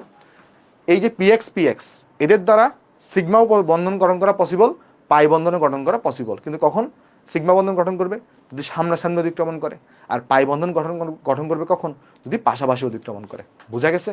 এটা ডিপেন্ড করতেছে তুমি ওই যে কি ধরনের মিক্সচার করতেছো। ধরো কথার কথা চিন্তা করো, ধরো sp2 সংকরায়ন। এখন তুমি আমাকে বলো, যদি তুমি একটা এস, একটা পি এক্স, একটা পি ওয়াইকে মিক্সচার করো, অথবা এভাবে চিন্তা করো, ধরো তুমি একটা এস, একটা পি ওয়াই, একটা পিজেড কে মিক্সচার করছো, তাহলে বলো তো এখানের মধ্যে অসংকরিত অরবিটাল অবস্থায় কে থাকবে? একটা এস, একটা পি ওয়াই আর একটা পিজেড কে মিক্সচার করছো, তাহলে অসংকরিত অরবিটাল অবস্থায় কে থাকবে? অসংকরিত অবস্থায় কে থাকবে? যাকে মিক্সচার করো নাই, যে মিক্সচার কাকে করো নাই, এখানে পি এক্স কে করো নাই, তাহলে পি এক্স এখানে কি থাকবে, অসংকরিত অবস্থায় থাকবে। তাহলে পি এক্স যদি অসংকরিত অবস্থায় থাকে, তাহলে অসংকরিতগুলোর মধ্যে কোন কোন কোন ধরনের বন্ধন গঠিত হয়, পাই বন্ধন গঠিত হয় না। তাহলে তখন এই ক্ষেত্রে পি এক্স কি করবে বলো তো, পাই বন্ধন গঠন করবে। বুঝছো, এটা হচ্ছে কথা। মানে পি এক্স থাকলে সিগমা আর পাই দুইটাই পসিবল, ডিপেন্ড করতেছে সে কিভাবে অতিক্রমণ করতেছে। সে যদি সামনাসামনি অতিক্রমণ করে তাহলে তো সেটা সিগমা, যদি পাশাপাশি অতিক্রমণ করে তাহলে সেটা হচ্ছে পাই। সেম ভাবে তুমি চিন্তা করতে পারো এরকম যে আমার যদি এখানে আমরা যদি কাকে নিই, এই যে পি ওয়াই কে নিই, এখানেও কি হতে পারে দেখো, যদি পি ওয়াই কে যদি নিতাম, চিন্তা করে দেখো, ধরো এটা একটা পি ওয়াই, তারপর ধরো এটা একটা পি ওয়াই, ধরো এটা একটা পি ওয়াই আর একটা পি ওয়াই কে আমি এখানে আঁকতেছি। তো এরা ধরো সামনাসামনি অতিক্রমণ করছে, এরা যদি কি করে সামনাসামনি অতিক্রমণ করে, তাহলে কি ধরনের বন্ধন হবে এটা, এটাকে তুমি তখন কি বলবা, এটাকে তুমি তখন বলবা সিগমা বন্ধন, সামনাসামনি অতিক্রমণ করছে। আর যদি কি হয়, এই পি ওয়াই গুলো পাশাপাশি থাকতো, ধর একটা পি ওয়াই এখানে আরেকটা পি ওয়াই ধরে এখানে পাশাপাশি আছে, তখন এই পাশাপাশি অতিক্রমণ করলে এটাকে তখন তুমি বলতে পাই বন্ধন। বুঝছো, তাহলে এই যে পি ওয়াই এটা থেকেও সিগমা তৈরি হওয়া পসিবল, এটা থেকে পাই তৈরি হওয়া পসিবল। কিন্তু যদি ধরো একটা জায়গায় পি এক্স আছে আর একটা জায়গায় ধরো পি ওয়াই আছে, বলছে পি এক্স আর পি ওয়াই এর মধ্যে কোনো বন্ধন গঠিত হওয়া পসিবল, বলো তো পি এক্স আর পি ওয়াই এর মধ্যে কোনো ধরনের বন্ধন গঠন হওয়া পসিবল, আনসার হচ্ছে না। তাহলে এদের মধ্যে কোনো বন্ধন গঠিত হবে না, এখানে কি গঠিত হবে না, কোনো বন্ধন গঠন হবে হবে না। এই পয়েন্টগুলো আমরা তোমাকে এতক্ষণ ধরে বোঝাচ্ছি, আশা করি সবগুলা বুঝতে পারছো। কারো যদি স্পেসিফিক্যালি কোনো জায়গায় না বুঝো, কোন জায়গায় বুঝো নাই একটু আমাকে বলো। আচ্ছা মাইমুনা আমি দেখতেছি, হ্যাঁ মাইমুনা আমি দেখতেছি, বলো কোন জায়গায় বুঝো নাই আমাকে বলো, তাহলে আমি সেই জায়গাটা একবার রিপিট করবো, না হলে আমরা নেক্সটে চলে যাব, না হলে আমরা নেক্সটে চলে যাব। কেন বন্ড গঠন হবে না, এই যে আমাকে তুমি বলো, আমাকে তুমি বলো একটা পি এক্স সেটা কোন এক্সিসের দিকে বলো তো ভাই, এক্স এক্সিসের দিকে। একটা পি ওয়াই সেটা কোন এক্সিসের দিকে, ওয়াই এক্সিসের দিকে। তাহলে জীবনে এদের মিলন হবে, জীবনেও কি এদের মিলন হবে, তুমি আমাকে বলো। যে এইখানে দেখো একটা পি এক্স এই লোক হইতেছে এক্স এক্সিসের দিকে, একটা পি ওয়াই এই হইতেছে ওয়াই এক্সিসের দিকে, জীবনেও কি তাদের মিলন হবে, সামনাসামনিও মিলন হবে না, পাশাপাশিও মিলন হবে না। তাহলে মিলন না হলে বন্ড গঠন হবে, বন্ড গঠন হবে না। তোমার মনে হচ্ছে যে কি, তোমার মনে হচ্ছে এ হয়তো দাঁড়ায় আছে, তোমার মনে হচ্ছে এ হয়তো দাঁড়ায় আছে আর এ হয়তো দৌড়াইতেছে, দৌড়াই মনে হয় এ এটাকে অ্যাটাক করবে, ব্যাপারটা তো এমন না ভাই, ব্যাপারটা তো এমন না। ব্যাপারটা কিরকম, এই যে এখানে তো তোমার কি এরা জীবনও দেখো এই এই নিউক্লিয়াসের সাথে কি কখন এটার মিলন হবে, নিউক্লিয়াসের সাথে, নিউক্লিয়াসের সাথে কখনো মিলন হবে, নিউক্লিয়াস দিয়ে মাথা দিয়ে বাড়ি দিবে জিনিসটাকে না নিউক্লিয়াসকে তো কখনো মাথা দিয়ে বাড়ি দিবে না, তাহলে জীবনেও মিলন হবে না। বুঝছো, জীবনেও মিলন হবে না। তো মিলন কখন হয়, মিলন কখন হয় যদি দুইটা একই লাইন বরাবর থাকে বা যদি দুইটা পাশাপাশি থাকে তখন মিলন হইতে পারে। বুঝছো, তো এই জন্য এই যে পি এক্স পি ওয়াই থাকলে এখানে কখনোই বন্ধন গঠিত হবে না। P X P Y P Z থাকলে বন্ধন গঠিত হবে। দুই ধরনের বন্ধন গঠিত হতে পারে, সিগমা পাই, ডিপেন্ড করতেছে তুমি কি সামনাসামনি মিলন ঘটাবা নাকি পাশাপাশি মিলন ঘটাবা, এটার উপর ডিপেন্ড করে সিগমা হবে নাহলে পাই হবে। ক্লিয়ার, আশা করি ক্লিয়ার সবার, আশা করি সবার ক্লিয়ার। চলো আমরা নেক্সটে চলে যাই, আসো নেক্সটে চলে যাই। তাহলে এখানে আমাদের আরেকটা এই দেখো কিছু বৈশিষ্ট্য এখানে বলতেছে যে সিগমা বিশুদ্ধ এস এবং বিশুদ্ধ পি এরা কি করে, এরা সিগমা বন্ধন গঠন করে, অলরেডি দেখে আসছি। এছাড়া সংকর অরবিটালগুলো কি করবে, সিগমা বন্ধন গঠন করবে, সিগমা বন্ধন গঠন করবে। আচ্ছা, তারপরে কি হবে বলতো, যে দুটি পরমাণু দুটি অর্ধপূর্ণ অরবিটালের সামনাসামনি অতিক্রমণ করে। আমরা দেখাইছিলাম যে ভিভিটিতে কি বলছিলাম, একজনের একটি ইলেকট্রন থাকে আরেকজনের একটি ইলেকট্রন থাকে, অর্ধপূর্ণ থাকে, তারা সামনাসামনি অতিক্রমণ করে সিগমা বন্ধন গঠিত হয়। এই রাওয়ারটি একটু লক্ষ্য করো যে সিগমা বন্ধনে আবদ্ধ উভয় পরমাণু সিগমা বন্ধনের অক্ষ বরাবর ঘূর্ণন করতে পারে। কি বলছে দেখো, সিগমা বন্ধনে আবদ্ধ উভয় পরমাণু সিগমা বন্ধনে অক্ষ বরাবর ঘূর্ণন করতে পারে। ভাই এটা ধর কিচ্ছু বুঝতেছি না, চলো বুঝি। আমাকে আগে বলো সিগমা বন্ধন মানে এখানে কয়টা বন্ধন আছে বলো তো, সিগমা বন্ধন মানে এখানে কয়টা বন্ধন থাকবে, সিগমা বন্ধন মানে এখানে কয়টা বন্ধন থাকবে, একটা বন্ধন থাকবে সিগমা বন্ধন মানে। তাহলে তুমি চিন্তা করে দেখো, সিগমা বন্ধন যদি একটা বন্ধন হয়, ধরো এটা একটা পরমাণু এটা একটা পরমাণু, তার একটা সিঙ্গেল বন্ডই আছে। আচ্ছা সিঙ্গেল বন্ড থাকলে এটাকে ফিক্সড রেখে আমি এটাকে যদি ইচ্ছা মতো ঘুরাইতে পারবো না, মানে চিন্তা করে দেখো, মানে ধরো কথার কথা আমি এখানে একটা এরা দুইজন এরকম করে আছে, বা এইভাবে চিন্তা করো, ধরো এটা একটা কলম, এটাকে তুমি চাইলে যে কোনো দিকে ঘুরাইতে পারবা না, যে কোনো দিকে ঘুরাইতে পারবা না, একটা মাত্র বন্ড যে কোনো দিকে কি করতে পারবা, ঘুরাইতে পারবা। কিন্তু যদি ডাবল বন্ড হইতো, ডাবল বন্ডে খেয়াল করে দেখো, ডাবল বন্ডে কি হবে, আমি তোমাকে আরেকটা কলম দিয়ে একটু দেখাই, আরেকটা কলম দিয়ে একটু দেখাই তোমাকে, দেখো ডাবল বন্ডে কি প্রবলেম দেখো। ডাবল বন্ডে আমাকে তুমি একটু করে বলো, ধরো ডাবল বন্ড এটা একটা সাদা কালারের কলম, এটা ধরো পাই বন্ধন, কালো কালারটা ধরো সিগমা বন্ধন। প্রথমে আগে বলো এই দুটার এনার্জি কি সেম, এই দুটার এনার্জি কি সেম, সিগমার পাইয়ের এনার্জি কি সেম, এনার্জি সেম না। তাহলে কি হবে, ধরো কথার কথা দুইটা যদি এনার্জি সেম হইতো তাহলে এক কথা ছিল, কিন্তু এখানে দুটো এনার্জি ভিন্ন। ধরো তুমি সাদাটাকে ঘুরানোর জন্য যে এনার্জি দিতে হবে, কালোটাকে কিন্তু সেম এনার্জি দিলে হবে না, একটু বেশি এনার্জি দিতে হবে, বা এনার্জি কিন্তু ডিফারেন্স আছে। তাহলে দুইটাকে কখনো একসাথে ঘুরানো পসিবল বলো তো? যেটা হবে, তুমি যে কোনো একটাকে এট এ টাইমে ঘুরাতে পারবা, দুইটাকে একসাথে ঘুরাতে পারবা না। আর একটাকে যখন ঘুরাতে যাবা তখন এখানে প্যাঁচ লেগে যাবে, কারণ এখানে কিন্তু দেখো এই যে দুইটা বন্ধন, এখানে এখানে কিন্তু কি লেগে যাবে, প্যাঁচ লেগে যাবে। মানে কথাটা বুঝতে পারতেছো? মানে জিনিসটা বুঝো। ধরো এতে কি হয়, পাশাপাশিতে কি প্রথমে ধরো এখানে একটা দিলাম, আচ্ছা আমি ইয়া দিয়ে দেখাই আসো। ধরো এখানে একটা কার্বন, এর ধরো প্রথমে আগে সিগমা বন্ধন গঠিত হয়েছে, এর ধরো যাক প্রথমে আগে এখানে সিগমা বন্ধন গঠিত হয়েছে। ধরো এখানে একটা কার্বন, ধরো যাক এখানে আগে সিগমা বন্ধন গঠিত হয়েছে। আর ধরো এখানে একটা আরেকটা এখানে আছে, আরেকটা এখানে আছে। ধরো এদের মধ্যে এখানে পাশাপাশি এই একটা পাই বন্ধন গঠিত হয়েছে, এটা ধরো পাই বন্ধন, এটা ধরো পাই বন্ধন, দুইটা এখানে কিন্তু পাই বন্ধন একটা। তাহলে তুমি চিন্তা করো তো, এই বন্ধনটাকে ঘুরানোর জন্য যে এনার্জি দিতে হবে, এই বন্ধনটাকে ঘুরানোর জন্য যে এনার্জি দিতে হবে, এটা কি সেম এনার্জি দিলে হবে? না, এটাকে কম এনার্জি লাগবে, যেহেতু এখানে দুর্বল। তখন তখন কি হবে, যে কোনো একটাকে তুমি একটা টাইমে ঘুরাতে পারবো, আর একটাকে ঘুরাতে গেলে মোচড় খেয়ে যাবে। মোচড় খেয়ে কি এখানে ফ্রি রোটেশন করা পসিবল? ফ্রি রোটেশন বা মুক্ত আবর্তন করা পসিবল ডাবল বন্ড থাকলে? বলো তো, ডাবল বন্ড থাকলে মুক্ত আবর্তন করা পসিবল না, সিঙ্গেল বন্ড থাকলে মুক্ত আবর্তন পসিবল। বুঝতে পারছো কথাটা নাকি বুঝো নাই? সিঙ্গেল বন্ড থাকলে মুক্ত আবর্তন পসিবল, ভালো করে বোঝো জিনিসটা। সিঙ্গেল বন্ড থাকলে কি হবে, যদি আমার কাছে কি থাকে, সিঙ্গেল বন্ড থাকে, তাহলে মুক্ত আবর্তন পসিবল। কিন্তু ডাবল বন্ড থাকলে মুক্ত আবর্তন পসিবল না। তাহলে মনে রাখবা, ডাবল বন্ড বা ট্রিপল বন্ড সব ক্ষেত্রেই যদি সিঙ্গেল বন্ড থাকে, সিঙ্গেল বন্ড থাকলে আমার এই ক্ষেত্রে মুক্ত আবর্তন বা ফ্রি রোটেশন, মুক্ত আবর্তন এটা সম্ভব, মুক্ত আবর্তন সম্ভব। কিন্তু ডাবল বন্ড, ডাবল বা ট্রিপল বন্ড থাকলে, ট্রিপল বন্ড থাকলে সেখানে মুক্ত আবর্তন সম্ভব নয়, সেখানে মুক্ত আবর্তন সম্ভব নয়। বলো বুঝছো কিনা? তার মানে পাই বন্ধে কিন্তু মুক্ত আবর্তন সম্ভব না, কিন্তু সিগমা বন্ধনে মুক্ত আবর্তন সম্ভব। বুঝছি সবাই? এটা কি বুঝতে পারছি? একটু আমাকে জানাও তো ভাইয়া। মুক্ত আবর্তন আরেকবার বলবো, এই যে দেখো, এই যে দেখো আপু, দেখো তুমি এখানে একটা ধরো সিঙ্গেল বন্ড, তো এটাতে তুমি যে কোনো দিকে যদি ঘুরাও কোনো সমস্যা আছে? একটাই তো বন্ড, একটাই তো জিনিস, তো এটাতে তুমি যে কোনো দিকে ঘুরাতে পারবে না। কিন্তু চিন্তা করে দেখো, যখনই ডাবল বন্ড হয়ে যাবে তখন কিন্তু তোমার কিছু লিমিটেশন চলে আসছে। ডাবল বন্ডের মধ্যে প্রবলেমটা কি, দুজনের এনার্জি সমান না, এর একটা এনার্জি এর একটা এনার্জি, তো দুইটাকে ঘুরানোর জন্য তুমি সেম এনার্জি দিলে হবে না। তাহলে একটাকে ধরো তুমি ঘুরাতে যাচ্ছ, তখন আরেকটা কিন্তু ঘুরবে না, আরেকটা কিন্তু দাঁড়ায় থাকবে, তখন এখানে মোচড় খেয়ে যাবে। মোচড় খেয়ে আসলে ঘুরানোই পসিবল না। বুঝতে পারছো? ঘুরানোই কি করা পসিবল না বলো তো? পসিবল না। এই জন্য এখানে মুক্ত আবর্তন সম্ভব না। বুঝছি সবাই? আশা করি বুঝতে পারছি। এবার চলো আমরা নেক্সটে যাবো। নেক্সটে এখানে দেখো পাই বন্ধনের বৈশিষ্ট্য। প্রথম কথা, এগুলো তোলার দরকার নাই, এগুলো কখন তুলবা, ওই যে এগুলোর জন্য জায়গা ফাঁকা রেখে দাও, কলেজের ফ্রি টাইমে যখন তুমি ক্লাস করবা, যেটা তোমার ভালো লাগবে না ক্লাস, ওই সময় তুমি দেখে দেখে এগুলো তুলবা পিডিএফ থেকে।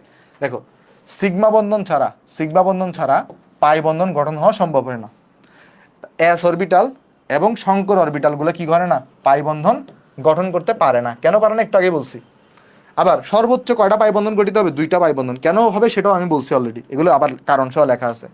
তারপর এখানে একটাকে স্থির রেখে অপরটাকে কি করা সম্ভব না, ঘূর্ণন সম্ভব নয়। তাই এখানে কি সম্ভব না, মুক্ত আবর্তন সম্ভব না। এখানে একটা কথা লিখছে দেখো, জ্যামিতিক সমানুতা, এটা এখন বোঝার দরকার নাই, এটা বুঝবা জৈব যৌগে। এখানে একটা কথা লিখছে জ্যামিতিক সমানুতা, এটা এখন বোঝার দরকার নাই, এটা বুঝবা জৈব যৌগে, এটা জৈব রসায়নে পড়াবো। এটা এখন বোঝার দরকার নেই, এটা এখন বোঝার দরকার নাই, জাস্ট একবার লাইনটা রিডিং দিবা, বোঝার দরকার নেই। আবার পাই বন্ধনটা কি হয়, পাই বন্ধনটা সিগমা বন্ধন থেকে দুর্বল হয়। তাহলে আমাদের এর মাধ্যমে সিগমা বন্ধন আর পাই বন্ধন খতম। একবার রিডিং দাও তো, রিডিং দিয়ে কোনো পয়েন্ট না বুঝলে আমারে বলো। লাইভ ক্লাস তুমি রবিউল, তুমি একটু শুরু থেকে করতে হবে ক্লাস। ওকে, একবার রিডিং দাও, রিডিং দেওয়া হলে তাড়াতাড়ি আমাকে বলো। আজকে আমাদের কিন্তু অনেক ইম্পর্টেন্ট পড়া আছে। 3 নাম্বার, এই যে তোমাকে বলছি না যে বিপ্র, ওই যে বলছি না অলরেডি যে সর্বোচ্চ দুইটা পাই বন্ধন গঠন হওয়া পসিবল। কেন? এই যে একটু আগে দেখো আমি দেখাইছি, এই যে দেখো বিপ্র, আমি এখানে দেখাইছি তোমাকে, যে কারণ একটা তো সিগমা বন্ধন দ্বারা যে কোনো একটা অ্যাক্সিস সিগমা বন্ধন দ্বারা অকুপাই হয়ে থাকে, তাহলে অ্যাক্সিস ফাঁকা থাকে বা মাত্র দুইটা। তাহলে ধরো এক্স অ্যাক্সিস বরাবর সিগমা বন্ধন গঠিত হয়েছে, তাহলে ওয়াই অ্যাক্সিস বরাবর পাই বন্ধন গঠিত হতে পারে, আর জেড এর বরাবর পাই বন্ধন গঠিত হতে পারে। অ্যাক্সিস তো তিনটা অলরেডি, একটা তো অলরেডি সিগমা দ্বারা অকুপাই হয়ে গেছে, তাহলে ফাঁকা আছে দুইটা, তখন এই জন্য সর্বোচ্চ দুইটা পাই বন্ধন গঠন হওয়া পসিবল। ওকে চলো শুরু করি, আসো এরপর আমরা চলো যাই, আসো এরপরে এখানে আমাদের যে সমযোজী বন্ধনের মাধ্যমে যে যৌগ গঠিত হবে তাকে আমরা বলি সমযোজী যৌগ। আর সমযোজী যৌগের বৈশিষ্ট্য কি হবে? ওই আয়নিক যৌগের বৈশিষ্ট্য পড়েছিলাম, মনে আছে? আয়নিক যৌগের বৈশিষ্ট্য পড়েছিলাম, মনে আছে? আয়নিক যৌগের বৈশিষ্ট্য পড়েছিলাম, মনে আছে? ওই আমার নাম হচ্ছে হিমেল, আমার নাম সাকিব করতে কইলো। একজন বলতেছে সাকিব ভাইয়া তো বললো ম্যাক্সিমাম 25টা ক্লাস লাগবে। আমার নাম হচ্ছে হিমেল, হ্যাঁ ম্যাক্সিমাম 25টা ক্লাস লাগবে, আর বেশি নাই আমাদের, আমাদের আর বেশি বাকি নাই তো, বুঝছো? দেখো, সমযোজী যোগের বৈশিষ্ট্য মনে রাখার দরকারই নেই, তুমি আয়নিক যোগের বৈশিষ্ট্য পড়ছো না, এটা তো উল্টা প্রপার্টি হচ্ছে এগুলা। দেখো কিরকম বলছে, আমাদের সমযোজী যৌগগুলা সাধারণত অপোলার হয়। অপোলার কি জিনিস একটু পরেই পড়াচ্ছি, বা আজকে পড়াবো নাহলে কালকে পড়াবো। এগুলো তো একবার রিডিং দিবা, রিডিং দিলে তুমি পারবা। ওকে, আসো দুটো টপিক আলোচনা করবো। একটা হচ্ছে আমাদের অষ্টক সংকোচন। এতক্ষণ পর্যন্ত যা যা পড়েছি সবাই কি বুঝতে পারছো? এতক্ষণ পর্যন্ত যা যা পড়ছি সবাই কি বুঝতে পারছো? হ্যাঁ, ওকে, চলো এবার আমরা আলোচনা করবো। আসো এবার আমরা আলোচনা করবো, আসো অষ্টক সংকোচন কি জিনিস আর অষ্টক সম্প্রসারণ কি জিনিস। আমি চলো তোমাকে দেখাই। আমাকে একটা জিনিস আগে বলো, যারা যারা দ্বিতীয় পর্যায়ে আছে, দ্বিতীয় পর্যায়ে কারা আছে? ধরো লিথিয়াম, বেরিলিয়াম, তারপর ধরো বোরন, তারপর ধরো কার্বন, তারপর ধরো তোমার নাইট্রোজেন, তারপর ধরো অক্সিজেন, তারপর ধরো ফ্লোরিন, তারপর ধরো নিয়ন। বলো তো এদের কি 2D হওয়া পসিবল? মানে এদের এদের এদের সর্বোচ্চ কয়টা কক্ষপথ ইলেকট্রন থাকে? এদের সর্বোচ্চ কয়টা কক্ষপথ ইলেকট্রন থাকে? 2টা কক্ষপথ ইলেকট্রন থাকে। আর 2টা কক্ষপথে কি হয় না কখনো, দ্বিতীয় কক্ষপথে কখনো 2D থাকে না। তাহলে দ্বিতীয় কক্ষপথে কখনো কি হয় না, 2D থাকে না, 2D থাকে না। এখানে কি থাকে শুধুমাত্র 1s থাকবে, 1s থাকবে, 2s থাকবে, 2p থাকবে। তাইলে এদের যোজ্যতা স্তর বলতে আমরা এটাকে বুঝতে পারি। তাহলে এখানে এদের যোজ্যতা স্তরে সর্বোচ্চ কয়টা ইলেকট্রন থাকতে পারবে? সর্বোচ্চ এদের যোজ্যতা স্তরে সর্বোচ্চ 8টা ইলেকট্রন থাকতে পারবে, যেহেতু D9। কিন্তু তুমি চিন্তা করে দেখো, ধরো তৃতীয়, থার্ড বলো, চতুর্থ বলো, থার্ড বলো বা ফোর্থ বলো, বা যেখানে তুমি যাও, এদের কিন্তু আবার যোজ্যতা স্তরে 8-এর বেশি ইলেকট্রন থাকতে পারবে। মানে তৃতীয় পর্যায় থেকে শুরু করে নিচের সবগুলোতে যোজ্যতা স্তরে 8-এর বেশি ইলেকট্রন থাকতে পারবে। কেন থাকতে পারবে? কারণ সেখানে দেখো 3D আছে। তুমি চাইলেই সালফার থেকে একটা ইলেকট্রনকে উত্তেজিত করে ফাঁকা 3Dতে নিতে পারবা, যেটা আমরা অলরেডি সংকরায়নে পড়াইছি, মনে আছে জিনিসটা? তার মানে তুমি চিন্তা করে দেখো, সালফারের জন্য চিন্তা করো, ধরো আমি সালফারের জন্য তোমাকে একটু দেখে আসো। ধরো সালফার ইলেকট্রন বিন্যাস কিরকম হয়? এই যে তুমি যদি লক্ষ্য করে দেখো, এগুলো আর লিখতেছি না, লাস্ট লাস্ট জাস্ট লিখবো 3s2 থাকে, 3p4 থাকে, রাইট? 3D তো থাকে না, তাহলে এখানে 3D জিরো লিখতে পারি না আমি? 3D কিন্তু আছে, 3Dর অস্তিত্ব আছে কিন্তু। তাহলে আমি যদি উত্তেজিত করি, আমি যদি সালফারকে কি করি, উত্তেজিত করি, মনে আছে এই জিনিসটা? ওই SF6 পড়ানোর সময় তোমাকে দেখাইছিলাম। তখন কি হবে, 3s থেকে একটা ইলেকট্রন চলে যাবে, আবার 3px থেকে একটা ইলেকট্রন চলে যাবে, তাহলে 3px1 থাকবে, 3py1 থাকবে, 3pz1 থাকবে, তারপর তোমার এখানে 3d z² 1 থাকবে, আর 3d(x²- y²) 1 থাকবে। মনে আছে পড়াইছিলাম? 3s থেকে একটা ইলেকট্রন জাম্প করে এখানে যাবে, 3p থেকে একটা জাম্প করে এখানে যাবে, এগুলো পড়াইছিলাম না জিনিসগুলা? দেখো তো মনে আছে কিনা। তাহলে তখন কি হচ্ছে দেখো, এখানে কিন্তু জাম্প করে ইলেকট্রন এখানে চলে যাওয়ার সুযোগ আছে। তো এই সুযোগ থাকলে কি হয় বলতো? সুযোগ থাকলে তখন এও বন্ড গঠন করতে পারবে, এও একটা বন্ড তৈরি করতে পারবে, এও একটা বন্ড তৈরি করতে পারবে, এও একটা বন্ড তৈরি করতে পারবে, এও একটা বন্ড তৈরি করতে পারবে, এও একটা বন্ড গঠন করতে পারবে, এও একটা বন্ড গঠন করতে পারবে। কারণ এখানে দেখো একটা একটা করে ইলেকট্রন আছে, একটা একটা ইলেকট্রন থাকলে এরা বন্ড গঠন করতে পারে, একটা করে ইলেকট্রন থাকলে এরা বন্ড গঠন করতে পারে। তাহলে এইখানে বলো তো সালফারের সর্বোচ্চ কয়টা বন্ধন গঠন হওয়া পসিবল বলতে পারবা? সালফারের সর্বোচ্চ কয়টা বন্ধন গঠন হওয়া পসিবল? সালফারের সর্বোচ্চ বন্ধন গঠন হওয়া পসিবল, সালফারের সর্বোচ্চ 6টা বন্ধন গঠন হওয়া পসিবল। কেন? কারণ দেখো 6টা অর্ধপূর্ণ অরবিটাল আছে, 6টা অর্ধপূর্ণ অরবিটাল আছে, জন্য সালফারের সর্বোচ্চ 6টা বন্ধন গঠন হওয়া পসিবল। একটা বন্ধনে কয়টা করে ইলেকট্রন থাকে? একটা বন্ধনে কয়টা করে ইলেকট্রন থাকে? 2টা করে ইলেকট্রন থাকে। তাহলে সালফারের সর্বোচ্চ কয়টা ইলেকট্রন থাকা পসিবল? এই যে যদি বন্ধন ইলেকট্রন চিন্তা করি, সর্বোচ্চ 12টা ইলেকট্রন থাকা পসিবল, তাহলে 8-এর বেশি। তাহলে এইগুলো কেন বলবো, যারা তৃতীয় পর্যায় থেকে আসে, এই যে দেখো 8-এর বেশি ইলেকট্রন কিছু নিতে পারতেছে, এটাকে আমরা বলি অষ্টক সম্প্রসারণ। কি বলে থাকি? অষ্টক সম্প্রসারণ। যাদেরকে উত্তেজিত করলে তাদের ইলেকট্রনগুলা উত্তেজিত হয়ে ডিতে প্রবেশ করতে পারে, তাদেরকে আমরা বলি অষ্টক সম্প্রসারণ যৌগ। কিন্তু যাদের ক্ষেত্রে পারে না, তাদেরকে আমরা বলবো অষ্টক সংকোচন। কারা কারা অষ্টক সংকোচন, চলো আমি তোমাকে দেখাই। আগে এই আইডিয়াটা ক্লিয়ার হয়েছে আমাকে বলো তো একটু করে, এই আইডিয়াটা ক্লিয়ার হয়েছে সবার? যে জাম করার যে ব্যাপারটা বা জাম না করার যে ব্যাপারটা, আশা করি ক্লিয়ার হয়েছে। এইবার চলো তোমাকে আমি একটা অষ্টক সংকোচনটা তোমাকে একটু দেখাই দিয়ে আমি আসো।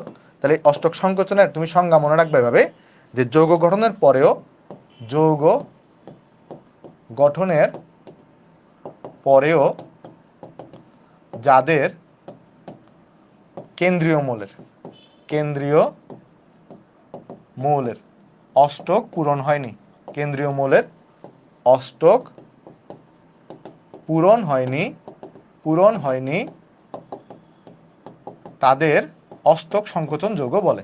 তাদের অষ্টক সংকোচন যৌগ বলে। যেমন তুমি দেখো এখানে, আমি যদি একটা উদাহরণ তোমাকে দিই, ধরো BF3, তুমি খেয়াল করে দেখো BF3 তে কি হবে তুমি যদি লক্ষ্য করো, এখানে দেখবা বোরন, দেখো আমি তোমাকে চিত্র আঁকা শিখাইছি এগুলা, এখানে ফ্লোরিন, এখানে একটা ফ্লোরিন থাকে, এইখানে একটা ফ্লোরিন থাকে। তুমি লক্ষ্য করে দেখো এই বোরনের কয়টা ইলেকট্রন আছে বলতে পারবা? বন্ড ইলেকট্রন কয়টা আছে দেখো। এই যে দেখো এখানে যে দুইটা ইলেকট্রন, এগুলো তো বোরন তার নিজের বলে দাবি করবে।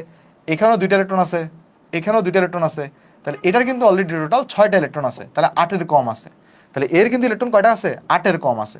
তাহলে এই জন্য যেহেতু এটার অষ্টক পূরণ হয় নাই, তাহলে BF3 এই ধরনের যৌগকে আমরা কি বলবো? অষ্টক সংকোচন যৌগ বলবো।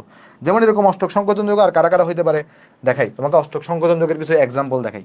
দেখো এক্সাম্পল যেমন হইতে পারে তোমার হচ্ছে BF3, তারপর হইতে পারে তোমার হচ্ছে আমাদের BCl3, হইতে পারে হচ্ছে আমাদের BI3, হইতে পারে হচ্ছে আমাদের এখানে BBr3, হইতে পারে হচ্ছে আমার এখানে তোমার হচ্ছে আমাদের তোমার ধরো এখানে কথার কথা AlCl3। এরা সবাই হচ্ছে অষ্টক সংকোচন যৌগ। কিভাবে অষ্টক সংকোচন যৌগ বের করতে হয় সেই টেকনিক তোমাকে আমি শিখাই দিব, বাট আগে এমনি জাস্ট এক্সাম্পলগুলো দেখে রাখলাম। তাহলে অষ্টক সংকোচন যৌগ কাকে বলে সেটা কি বুঝতে পারছি? অষ্টক সংকোচন যৌগ কাকে বলে এটা কি বুঝতে পারছি আমরা? দেখো তো আমাকে একটু কমেন্টে জানাও। হ্যাঁ বুঝছো? হ্যাঁ, AlCl3 অষ্টক সংকোচন যৌগ। কারণ তুমি যদি লক্ষ্য করে দেখো, এই যে দেখো অ্যালুমিনিয়ামে কি হয়, অ্যালুমিনিয়ামে তুমি এখানে যদি লক্ষ্য করে দেখো, এখানে যদি দেখো এই যে এখানে একটা, এখানে একটা, এখানে একটা, তাহলে দেখো এখানে কয়টা কয়টা বন্ধন আছে আর কয়টা ইলেকট্রন আছে? এই যে দেখো 2 2 2 6টা ইলেকট্রন আছে। তাহলে এই জন্য এটা কিন্তু অষ্টক সংকোচন যৌগ। বুঝছি নাকি বুঝি নেই? ওকে, আশা করি বুঝতে পারছি। ওকে, AlCl3 আয়নিক না? না, AlCl3 দেখে মনে হয় আয়নিক, কিন্তু এর মধ্যে কিন্তু অনেক বেশি পোলারাইজেশন ঘটে। AlCl3 এর মধ্যে কি ঘটে? অনেক বেশি পোলারাইজেশন ঘটে, এই জন্য এটা অনেক বেশি সমযোজী বৈশিষ্ট্য প্রকাশ করে। বুঝছো? AlCl3 কে দেখে মনে হয় আয়নিক, কিন্তু অ্যাকচুয়ালি সেটা সমযোজী বৈশিষ্ট্য বেশি প্রকাশ করে। ওকে, আচ্ছা আশা করি বুঝতে পারছো। কিভাবে চেক করে সেটা আমি শিখাবো তোমাকে। আর অষ্টক সম্প্রসারণ মানে কি? আচ্ছা আরেকটা জিনিস দেখো, এখানে একটা কথা বলছি, লক্ষ্য করছো? কেন্দ্রীয় মৌলের এই যে অষ্টক সংকোচন, এটা কার হবে বলো তো? মানে 8টার বেশি 8টার কম ইলেকট্রন কার আছে? কেন্দ্রীয় মৌলের আছে। একটু করে আমাকে বলবা যে এই ফ্লোরিনের কয়টা ইলেকট্রন আছে যোজ্যতা স্তরে বা ভ্যালেন্স ইলেকট্রনে? ভ্যালেন্স ইলেকট্রন কয়টা আছে? 8টা আছে। কিন্তু কেমনে আছে দেখো, ফ্লোরিনে কি হয়, ফ্লোরিনে আমাদের এখানে যোজ্যতা স্তরের ইলেকট্রন থাকে 7টা। তাহলে এখানে দেখো যোজ্যতা স্তরের ইলেকট্রন থাকে কয়টা? আমি যদি একটু ভেঙে তোমাকে দেখাই, দেখো ভেঙে দেখাই আসো একটু করে। ধরো ফ্লোরিনের যোজ্যতা স্তরের ইলেকট্রন থাকে 7টা। এই দেখো 6 4 6 7। আর এখানে একটা বোরন ছিল, বোরনের ছিল একটা।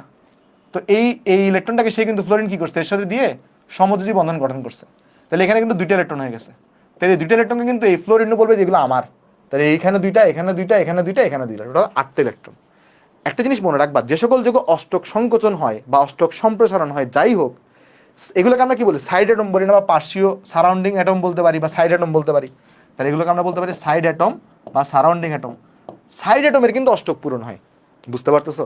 অষ্টক সংকোচন হোক, অষ্টক সম্প্রসারণ হোক, কেন্দ্রীয় মৌলের হচ্ছে অষ্টক সংকোচন হবে, কিন্তু সাইড অ্যাটমের কিন্তু অষ্টক পূরণ হবে। ক্লিয়ার জিনিসটা বলো তো? এটা আরো একটু বুঝতে পারবা যখন তুমি লুইস ডট স্ট্রাকচার পড়বা। যখন তুমি লুইস ডট স্ট্রাকচার পড়াবো তোমাকে একটু পরেই, তখন তোমার জিনিসটা আরো ক্লিয়ার হবে। কেমন? আচ্ছা, 9 ইলেকট্রন নিলে অষ্টক সম্প্রসারণ হবে। ওকে, চলো আমরা নেক্সটে যাই। আসো অষ্টক সম্প্রসারণটা চলো একটু দেখার চেষ্টা করি। তাহলে আমরা মনে রাখবো যে যৌগ গঠনের পরে যদি যৌগ গঠনের পরে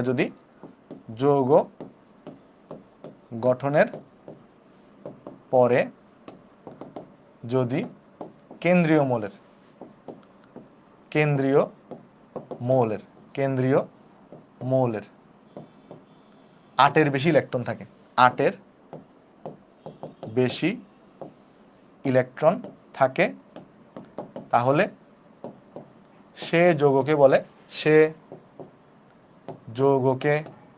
বলে অষ্টক সম্প্রসারণ যৌগ। অষ্টক সম্প্রসারণ যৌগ। তাহলে সেই যৌগকে কি বলবো? অষ্টক সম্প্রসারণ যৌগ। যেমন কিরকম? ধরো PCl5, PCl5 তোমরা দেখছো স্ট্রাকচার কিরকম হয়? PCl5 বলো তো, PCl5-এ এই Cl এর ফসফরাসের কাছে কয়টা ইলেকট্রন আছে? ফসফরাসের কাছে দেখো কয়টা ইলেকট্রন আছে, এই যে ফসফরাস, দেখো 1 2 3 4 5 6 7 8 9 10, তাহলে এর এখানে আছে 10টা ইলেকট্রন, তাহলে ইলেকট্রন বেশি আছে না? ইলেকট্রন বেশি থাকলে এটাকে আমরা কি বলবো? অষ্টক সম্প্রসারণ যৌগ বলা হবে। কেমন? তো এগুলো এরকম করে আমাদের অষ্টক সম্প্রসারণ যৌগ হয়ে থাকে। বাট অ্যাকচুয়ালি আমি কীভাবে চেক করব? চেক করার জন্য আমি চলো তোমাকে একটা জিনিস শিখাই দিয়ে আসো। তুমি কি করবা, যে কিভাবে চেক বুঝবা যে যৌগটা অষ্টক সম্প্রসারণ কিনা বা অষ্টক সংকোচন কিনা?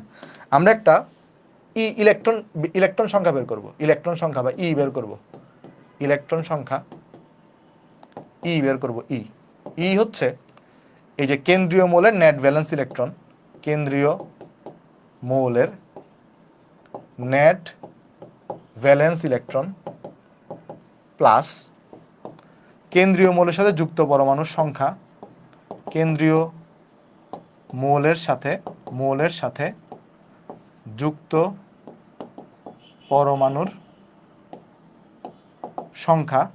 আচ্ছা, এটা একটু করে আমি একটা কাজ করি, একটু আমি এইটাকে এই পাশে নিয়ে আসি।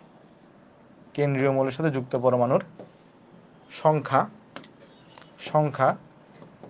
ইন্টু যোজনী করব। দেখো তো এই সূত্রটা কার মতো মিল আছে, কেউ বলতে পারবা?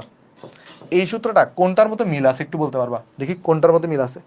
তোমরা যখন লন পেয়ার বের করছো, লন পেয়ারের সময় এখানে জাস্ট একটা হাফ বসাইছিলা আর এখানে একটা জাস্ট মাইনাস বসাইছিলা, তাহলে হুবহু সেম সূত্র, বাট এখানে জাস্ট একটা প্লাস হবে আর হাফটা দিব না। এটাই হচ্ছে কাহিনী। মানে আলাদা করে মুখস্থ রাখার দরকার নেই, জাস্ট তুমি একবার দুবার প্র্যাকটিস করলে মনে থাকবে এগুলো। আচ্ছা, এইবার এখানে যদি এর মানটা 8 থেকে বড় আসে, তাহলে এটাকে আমরা বলবো অষ্টক সম্প্রসারণ,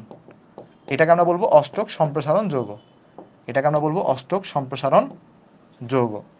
যদি এর মানটা 8-এর কম আসে, তাহলে এটাকে আমরা বলবো অষ্টক সংকোচন যৌগ, সংকোচন যৌগ। আর যদি এর মানটা 8 আসে, তাহলে আমরা বলবো অষ্টক পূর্ণ যৌগ। যদি এর মানটা 8-এর সমান আসে, তাহলে এটাকে বলা হবে অষ্টক পূর্ণ যৌগ। তাহলে চলো আমি কিছু এক্সাম্পল তোমাকে দেখাই, তাহলে তোমার আইডিয়া ক্লিয়ার হয়ে যাবে। এটা তো পরে তুলে নিও, যতটুকু তোলা যায় তুলতে থাকো, বাকিটা তুমি ক্লাসের পরে জায়গা ফাঁকা রেখে দাও একটু করে, তুলে নিও পরে, কেমন?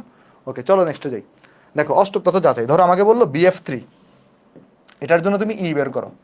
দেখো এখানে কেন্দ্রীয় মৌল হচ্ছে বোরন, তাহলে এটা ভ্যালেন্স ইলেকট্রন কয়টা? 3টা থাকে, প্লাস যুক্ত পরমাণু, এখানে ফ্লোরিন যুক্ত আছে কয়টা? 3টা, তাদের যোজনী হচ্ছে 1, তাহলে যোগফল আসবে 6।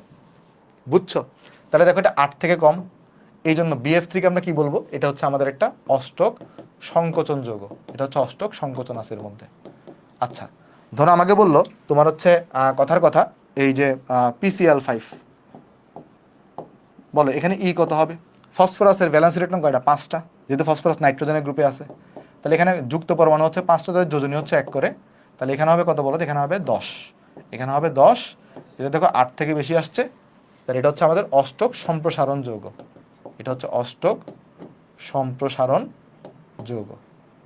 এরকম করে তুমি বের করতে পারবা না যে যৌগই তোমাকে দেখ। ধরো তোমাকে বললো SO4 2-, বলো তো এটা কি হবে? অষ্টক সম্প্রসারণ নাকি অষ্টক সংকোচন? দেখো সালফারের, এখানে তো কেন্দ্রীয় মৌল সালফার, তাহলে সালফারের ভ্যালেন্স ইলেকট্রন কয়টা? 6টা। বাট একটা জিনিস এখানে বলছি দেখো, নেট ভ্যালেন্স ইলেকট্রন মানে কি? চার্জটাকে সহ চিন্তা করতে হবে। তাহলে বলো তো এখানে তো 2- আছে, তাহলে কি ইলেকট্রন বেশি আছে না কম আছে? 2- মানে কি? ইলেকট্রন বেশি আছে না? 2- মানে কি? ইলেকট্রন বেশি আছে। তাহলে কি করতে হবে? এখানে 6-এর সাথে একটা 2 যোগ করতে হবে, তাহলে কেন্দ্রীয় মৌলের নেট ভ্যালেন্স ইলেকট্রন এত, মাইনাস যুক্ত পরমাণুর সংখ্যা, দেখো সালফারের সাথে কয়টা যুক্ত? অক্সিজেন 4টা যুক্ত, প্রত্যেকে যোজনী কত করে? 2 করে, তাহলে প্লাস হবে। তাহলে কত আসবে দেখো তো এখানে?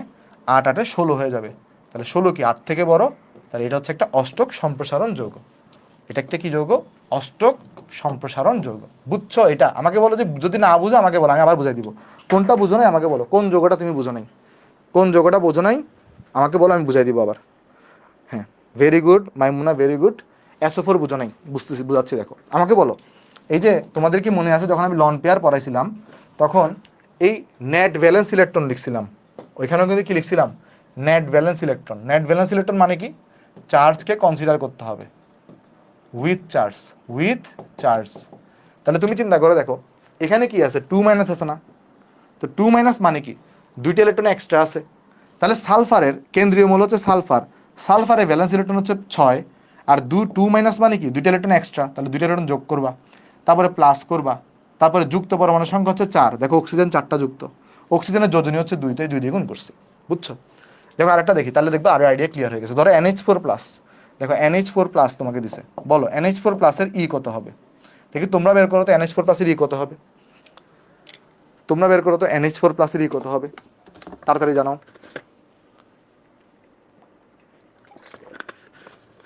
8 আসবে না? ভেরি গুড বিপ্র, 9 না তো 8 আসবে। দেখো কেমনে, নাইট্রোজেন হচ্ছে কেন্দ্রীয় মূল, তাহলে নাইট্রোজেনের ভ্যালেন্স ইলেকট্রন কত? 5। বাট এখানে একটা দেখো প্লাস আছে, প্লাস মানে কি আছে? ইলেকট্রনের অভাব আছে। যদি ইলেকট্রনের অভাব মানে কি, একটা ইলেকট্রন কমাইতে হবে, তাহলে -1 করতে হবে, তারপরে প্লাস করবা, তারপরে কি করবা? যুক্ত পরমাণুর সংখ্যা, তাহলে যুক্ত পরমাণু 4টা, হাইড্রোজেনের যোজনী হচ্ছে 1, তাহলে এখানে 8 আসবে। দেখো 4 আর 4 যোগ করে 8 আসবে। তাহলে 8 মানে কি, এটা কি ধরনের যৌগ? এটা অষ্টক সংকোচন না, অষ্টক সম্প্রসারণ না, এটা অষ্টক পূর্ণ যৌগ। আমাকে একটু জানাও কমেন্টে যে সবাই জিনিসগুলো আমরা বুঝতে পারছি কিনা। ওকে, আশা করি বুঝতে পারছি। তারপর চলো আমরা নেক্সটে চলে যাই। নেক্সট আমাকে বলো তো কোনটা অষ্টক সম্প্রসারিত যৌগ? চেক করে দেখবা এখানে সবগুলোই অষ্টক সম্প্রসারিত যৌগ হবে। চেক করে দেখবা, এটা বুয়েট 2014-15-তে আসছে, সরি 24-25-এ আসছে, এখানে সবগুলোই কি হবে? অষ্টক সম্প্রসারণ যৌগ হবে। ওকে, এইবার আমরা চলে যাব আমাদের, অলরেডি তো আমরা সন্নিবেশ বন্ধন আলোচনা করে ফেলছি, আলোচনা করবো এখন আমাদের লুইস ডট স্ট্রাকচার। আচ্ছা, আজকের ক্লাসটা একটু বড় হইতে পারে, আমাদের মোটামুটি 45 থেকে 50 মিনিট সময় লাগবে আরও, কেমন? সো যাদের তারা আছে তোমরা 1.5 ঘন্টা করার পরে বাকিটা তুমি পরে রেকর্ড করে নিও। বাট এই টপিকটা খুবই মজা বাবা, একবার যদি বুঝে যাও তাহলে দেখবে এই টপিকের প্রেমে পড়ে গেছো তুমি। মানে যদি তুমি, আমি তোমাকে মানে গ্যারান্টি দিচ্ছি এই টপিকটা এত মজার, একবার যদি তুমি বুঝে যাও, যৌগ দেখলেই তোমার চিত্র আঁকতে ইচ্ছা করবে। চলো শুরু করি, আসো একদম স্টেপ বাই স্টেপ শুরু করবো। ফার্স্টে লুইস ডট স্ট্রাকচার বোঝার জন্য আমাকে বুঝতে হবে সেন্ট্রাল অ্যাটম কী জিনিস বা কেন্দ্রীয় মৌল কী জিনিস। আমাকে বুঝতে হবে সেন্ট্রাল অ্যাটম বা কেন্দ্রীয় মৌল জিনিসটা কি। এই টপিকটা একবার একটু তুমি নেক্সট 10-15 মিনিট একটু মনোযোগ দাও, দেখবে এই টপিকে তুমি মাস্টার হয়ে গেছো। বুঝছো? চলো তাহলে কেন্দ্রীয় মৌল, এটাকে আমরা কি দিয়ে প্রকাশ করব? সংক্ষেপে C.A দিয়ে প্রকাশ করব। দেখো কেন্দ্রীয় মৌল হওয়ার ক্রাইটেরিয়াটা জিনিসটা কি, দেখো মনে রাখবা কিছু ক্রাইটেরিয়া আছে, যে লেস ইন নাম্বার থাকবে, মানে ধরো সে যে কম সংখ্যকে থাকবে, লেস ইন নাম্বার। এর মানে কিরকম? ধরো কথার কথা আমাকে এখানে AB2 আছে, বলতো AB2 এর মধ্যে কেন্দ্রীয় মৌল কে হবে? AB2 এর মধ্যে কেন্দ্রীয় মৌল হবে কিন্তু আমার কাছে এই যে A হবে, কারণ AB2 তুমি যদি লক্ষ্য করে দেখো, A কিন্তু সেন্টারে থাকবে, যার সাথে B এখানে থাকবে একটা, আরেকটা দেখো B এখানে থাকবে আরেকটা। তার মানে যে লেস ইন নাম্বার থাকবে সে কেন্দ্রীয় মৌল হবে। অথবা আমরা এভাবেও বলতে পারি যার ইলেকট্রোনেগেটিভিটি কম হবে, যার লেস ইলেকট্রোনেগেটিভ হবে। যেটা লেস ইলেকট্রোনেগেটিভ মানে কি? ধরো কথার কথা আমার কাছে এখানে, ধরো চিন্তা করে দেখো, এই যে ধরো পিও পিও Cl3 আছে, বলো তো এখানের মধ্যে কেন্দ্রীয় মৌল কে হবে? POCl3 তে। POCl3 তুমি লক্ষ্য করে দেখো, হয় ফসফরাস কেন্দ্রীয় মৌল হবে, নাহলে অক্সিজেন কেন্দ্রীয় মৌল হবে। কিন্তু কার ইলেকট্রোনেগেটিভিটি কম? ফসফরাসের ইলেকট্রোনেগেটিভিটি কম, তাহলে এখানে ফসফরাস হচ্ছে সেন্ট্রাল অ্যাটম হবে। এখন তুমি প্রশ্ন করতে পারো যে ভাই ইলেকট্রোনেগেটিভিটি কম হওয়ার সাথে সেন্ট্রাল অ্যাটমের সম্পর্ক কি? আচ্ছা, ইলেকট্রোনেগেটিভিটি কম মানে কি বলতো? সে ইলেকট্রনগুলোকে নিজের দিকে টেনে আনবে না। আচ্ছা, যদি টেনে আনতো তাহলে কিন্তু এটা প্লাস মাইনাস তৈরি হইতো, আর যেই যোগে প্লাস মাইনাস তৈরি হয় সেই যোগটা কিন্তু তাড়াতাড়ি কী করতে চায়? রিয়াকশন করতে চায়, সেই বন্ড কিন্তু আর স্থায়ী হয় না। তো এই কারণে যার ইলেকট্রোনেগেটিভিটি কম সে টানবে না, তার বন্ধনটা কী হবে? স্টেবল হবে, এই জন্য সে সেন্টার অ্যাটম হিসেবে কাজ করবে। এই জন্য লেস ইলেকট্রোনেগেটিভটা কী হবে? সেন্টার অ্যাটম হিসেবে কাজ করে। আবার ধরো তোমার হচ্ছে যেরকম যে যে ম্যাক্সিমাম নাম্বার অফ বন্ড গঠন করবে, যে কি করবে? ম্যাক্সিমাম নাম্বার অফ বন্ড গঠন করবে। এটা মানে কি? এটা মানে ধরো এরকম, জিনিসটা হচ্ছে এরকম, দেখো ধরো একটা এক্সাম্পল আমরা দিতে পারি যে ম্যাক্সিমাম নাম্বার অফ বন্ড, এটা আমরা কীরকম বলতে পারি? কথার কথা দেখো, এখানে দেখো, এখানে এই যেটা দেখো 2টা বন্ড গঠন করছে অ্যাট এ টাইমে, বাট বি কিন্তু অ্যাট এ টাইমে একটা করে বন্ড গঠন করছে। তাহলে এই হিসাব করে আমি বলতে পারি যেহেতু বেশি বন্ধন গঠন করছে, তাহলে হচ্ছে কেন্দ্রীয় মৌল। তাহলে যে ম্যাক্সিমাম নাম্বার, বুঝতেই পারতেছো যে সেন্টারে থাকবে তাকে তো বেশি বন্ড গঠন করতে হবে, সে কারণ সে বাকি সাইড অ্যাটমের সাথে যুক্ত হবে। তাহলে যে যত বেশি বন্ড গঠন করতে পারে সে তত বেশি কি হয়ে থাকে বলতো? কেন্দ্রীয় মৌল হয়ে থাকে। বুঝছো? আচ্ছা, এরপর একটা কি হতে পারে, যে ধরো যার কেন্দ্রীয় মৌলকে এগুলো চিনার উপায়, মানে এমন না যে কেন্দ্রীয় মৌল চিনার কোনো পার্টিকুলার নিয়ম আছে। কেন্দ্রীয় মৌল চিনার অনেকগুলো মাল্টিপল উপায় আছে, যেটাকে ফলো করবে সেটা কেন্দ্রীয় মৌল হবে। বুঝছো? আবার এমন হতে পারে ধরো যার জারণ সংখ্যা ম্যাক্সিমাম থাকবে, জারণ সংখ্যা যদি কারো কি হয়? ম্যাক্সিমাম হয় তাহলে সেও কেন্দ্রীয় মৌল হবে। যেমন কীরকম দেখো, ধরো আমাকে বলো তো সালফিউরিক অ্যাসিড, এখানে সর্বোচ্চ জারণ সংখ্যা কার আছে? দেখবা হাইড্রোজেনের জারণ মান হচ্ছে +1, অক্সিজেনের জারণ মান হচ্ছে -2, সালফারের জারণ মান দেখবা +6। তাহলে সালফারের জারণ মানটা ম্যাক্সিমাম, তাহলে এখানে সালফারটা কি হবে? কেন্দ্রীয় মৌল হবে। মানে সালফারকে তুমি চাইলে কিন্তু বিভিন্ন উপায়ে বের করতে পারো, অথবা যে মাঝখানে থাকবে সেও কেন্দ্রীয় মৌল, এভাবে এটা একটা রুলস হতে পারে। কিন্তু একটা জিনিস মনে রাখবা, সেটা হচ্ছে হাইড্রোজেন আর ফ্লোরিন কখনো কেন্দ্রীয় মৌল হইতে পারে না। কি মনে রাখবা? হাইড্রোজেন আর ফ্লোরিন কখনো কি হইতে পারে না? কেন্দ্রীয় মৌল হইতে পারে না। কেউ কি বলতে পারবা কেন? হাইড্রোজেন এবং ফ্লোরিন কখনো কেন্দ্রীয় মৌল হইতে পারে না। মনে রাখবা, হাইড্রোজেন অ্যান্ড ফ্লোরিন কখনো কখনো কেন্দ্রীয় মৌল হতে পারে না। কখনো কেন্দ্রীয় মৌল হতে পারে না। বলতে পারো রিজনটা কি? রিজনটা হচ্ছে হাইড্রোজেন এবং ফ্লোরিন শুধুমাত্র সর্বোচ্চ কয়টা বন্ড গঠন করতে পারে? হাইড্রোজেন এবং ফ্লোরিন সর্বোচ্চ কয়টা বন্ড গঠন করতে পারে? সর্বোচ্চ একটা করে বন্ড গঠন করতে পারে। তাহলে একটা করে যদি বন্ড গঠন করে, তাহলে এর তো সে জীবনেও কি হবে না? সেন্ট্রাল অ্যাটম হবে না। কারণ সেন্ট্রাল অ্যাটম কনসেপ্টটা কখন আসে? যখন দুইয়ের অধিক পরমাণু আসে। আমাকে তুমি একটা জিনিস বলো, আমি যদি তোমাকে জিজ্ঞেস করি, ধর একটা যৌগ আছে আমার কাছে HF, এখানে কে সেন্ট্রাল অ্যাটম? এখানে কোনো সেন্ট্রাল অ্যাটম আছে? নাই। যদি সেন্ট্রাল অ্যাটমের কনসেপ্ট তখনই আসবে যদি দুইয়ের অধিক পরমাণু আসে। যেমন এখানে দেখো 3টা পরমাণু আছে, তাহলে তখন সেন্ট্রাল অ্যাটমের কনসেপ্ট আসবে। তাহলে NaCl, এখানে কিন্তু কোনো ধরনের সেন্ট্রাল অ্যাটম নাই, কারণ এখানে মাত্র 2টা পরমাণু। বুঝছো জিনিসগুলা? আশা করি বুঝতে পারছো। তাহলে এই জন্য হাইড্রোজেন আর ফ্লোরিন কখনো সেন্ট্রাল অ্যাটম হইতে পারে না। আচ্ছা, যদি বুঝে থাকি তাহলে এইবার দেখো তো, এইবার আমরা চলে আস্তে আস্তে আকাশিকে আসো। ধরো আমাকে বললো HF এর লুইস ডট স্ট্রাকচার আঁকো। কার স্ট্রাকচার আঁকো?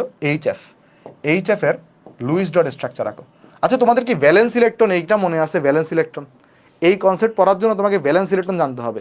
তোমার কি ভ্যালেন্স ইলেকট্রন এই টপিকটা মনে আছে? তোমার কি ভ্যালেন্স ইলেকট্রন এক যদি দ্বিতীয় মৌল, দুইটি মৌল গঠন হলে সেন্ট্রাল অ্যাটম নাই? হ্যাঁ, 2টা মৌল থাকলে সেন্ট্রাল অ্যাটম নাই। বলো হ্যাঁ, Cl2 হইলেও সেখানে সেন্ট্রাল অ্যাটম নাই। মনে আছে তোমাদের ভ্যালেন্স ইলেকট্রন জিনিসটা কি? যদি তুমি লুইস ডট স্ট্রাকচারটা বুঝতে চাও, তোমাকে ভ্যালেন্স ইলেকট্রনটা ঠোঁটস্থ মুখস্থ রাখতে হবে। ভ্যালেন্স ইলেকট্রন মানে হচ্ছে শেষ শক্তি স্তরে বা শেষ যোজ্যতা স্তরে, মানে যোজ্যতা স্তরে যত ইলেকট্রন থাকবে তাই ভ্যালেন্স ইলেকট্রন। যেমন S ব্লক মৌল হইলে ভ্যালেন্স শেল হচ্ছে S, P ব্লক হইলে ভ্যালেন্স শেল হচ্ছে S আর P, D ব্লক হইলে ভ্যালেন্স শেল হচ্ছে আমাদের S এবং D। এগুলো এখন মুখস্থ করার দরকার না, আমি দেখবা করাতে করাতে তোমার এমনি মুখস্থ হয়ে গেছে। ওকে, দেখো HF, আমাকে বলো তো হাইড্রোজেনের ভ্যালেন্স শেলে ইলেকট্রন কয়টা আছে? তুমি বলবা যে ভাই হাইড্রোজেনের ভ্যালেন্স শেলে ইলেকট্রন আছে একটা। বলো তো ফ্লোরিনের ভ্যালেন্স শেলে ইলেকট্রন কয়টা আছে? তুমি বলবা ফ্লোরিনের ভ্যালেন্স শেলে ইলেকট্রন আছে কয়টা? 2টা, নাকি একটা, নাকি 7টা? ফ্লোরিনের ভ্যালেন্স শেলে ইলেকট্রন আছে কয়টা? 7টা। ভালো করে বুঝো, হাইড্রোজেনের ভ্যালেন্স শেলে ইলেকট্রন আছে একটা, ফ্লোরিনের আছে কয়টা? 7টা। আচ্ছা, এরা যদি হাইড্রোজেন চাইবে ওই হিলিয়ামের মতো ইলেকট্রন বিন্যাস লাভ করতে, ফ্লোরিন চাইবে ক্লোরিনের মতো ইলেকট্রন বিন্যাস লাভ করতে, তখন তারা কি করবে? তারা পরস্পরের একটা ইলেকট্রন নিজেদের মধ্যে শেয়ার করে দিবে। তখন কি হবে দেখো, তখন এই হাইড্রোজেনের এই ইলেকট্রনটা আর এই ফ্লোরিনের এই ইলেকট্রনটা এরা পরস্পরের মধ্যে শেয়ারিং করে দিবে। আর এই শেয়ারিং এর মাধ্যমে এখানে দেখো একটা বন্ড গঠিত হবে। আর বন্ড গঠিত হইলে এই বন্ডে কয়টা ইলেকট্রন আছে? এই বন্ডে 2টা ইলেকট্রন আছে। এবার তুমি আমাকে বলো তো, এই হাইড্রোজেনের তাহলে এখন কয়টা ইলেকট্রন হয়ে গেল? তুমি বলবো যে ভাই একটা বন্ডে 2টা ইলেকট্রন, শেয়ারিং করার পরে ইলেকট্রনগুলোকে নিজেরা নিজেদের বলে দাবি করে। তাহলে হাইড্রোজেনে হয়ে গেল 2টা ইলেকট্রন, বলো ফ্লোরিনের কয়টা ইলেকট্রন হয়েছে? দেখো ফ্লোরিনে 1টা 2টা 3টে 4টা 5টা 6টা, এখানে 2টা, তাহলে ফ্লোরিনের হয়ে গেছে 8টা ইলেকট্রন। সবাই খুশি? বলো তো ফ্লোরিনে কয়টা লন পেয়ার আছে? ফ্লোরিনের লন পেয়ার আছে কয়টা? ফ্লোরিনের 3টা লন পেয়ার আছে। এগুলো একটু মাথায় রাখবা, ফ্লোরিনের 3টা লন পেয়ার আছে।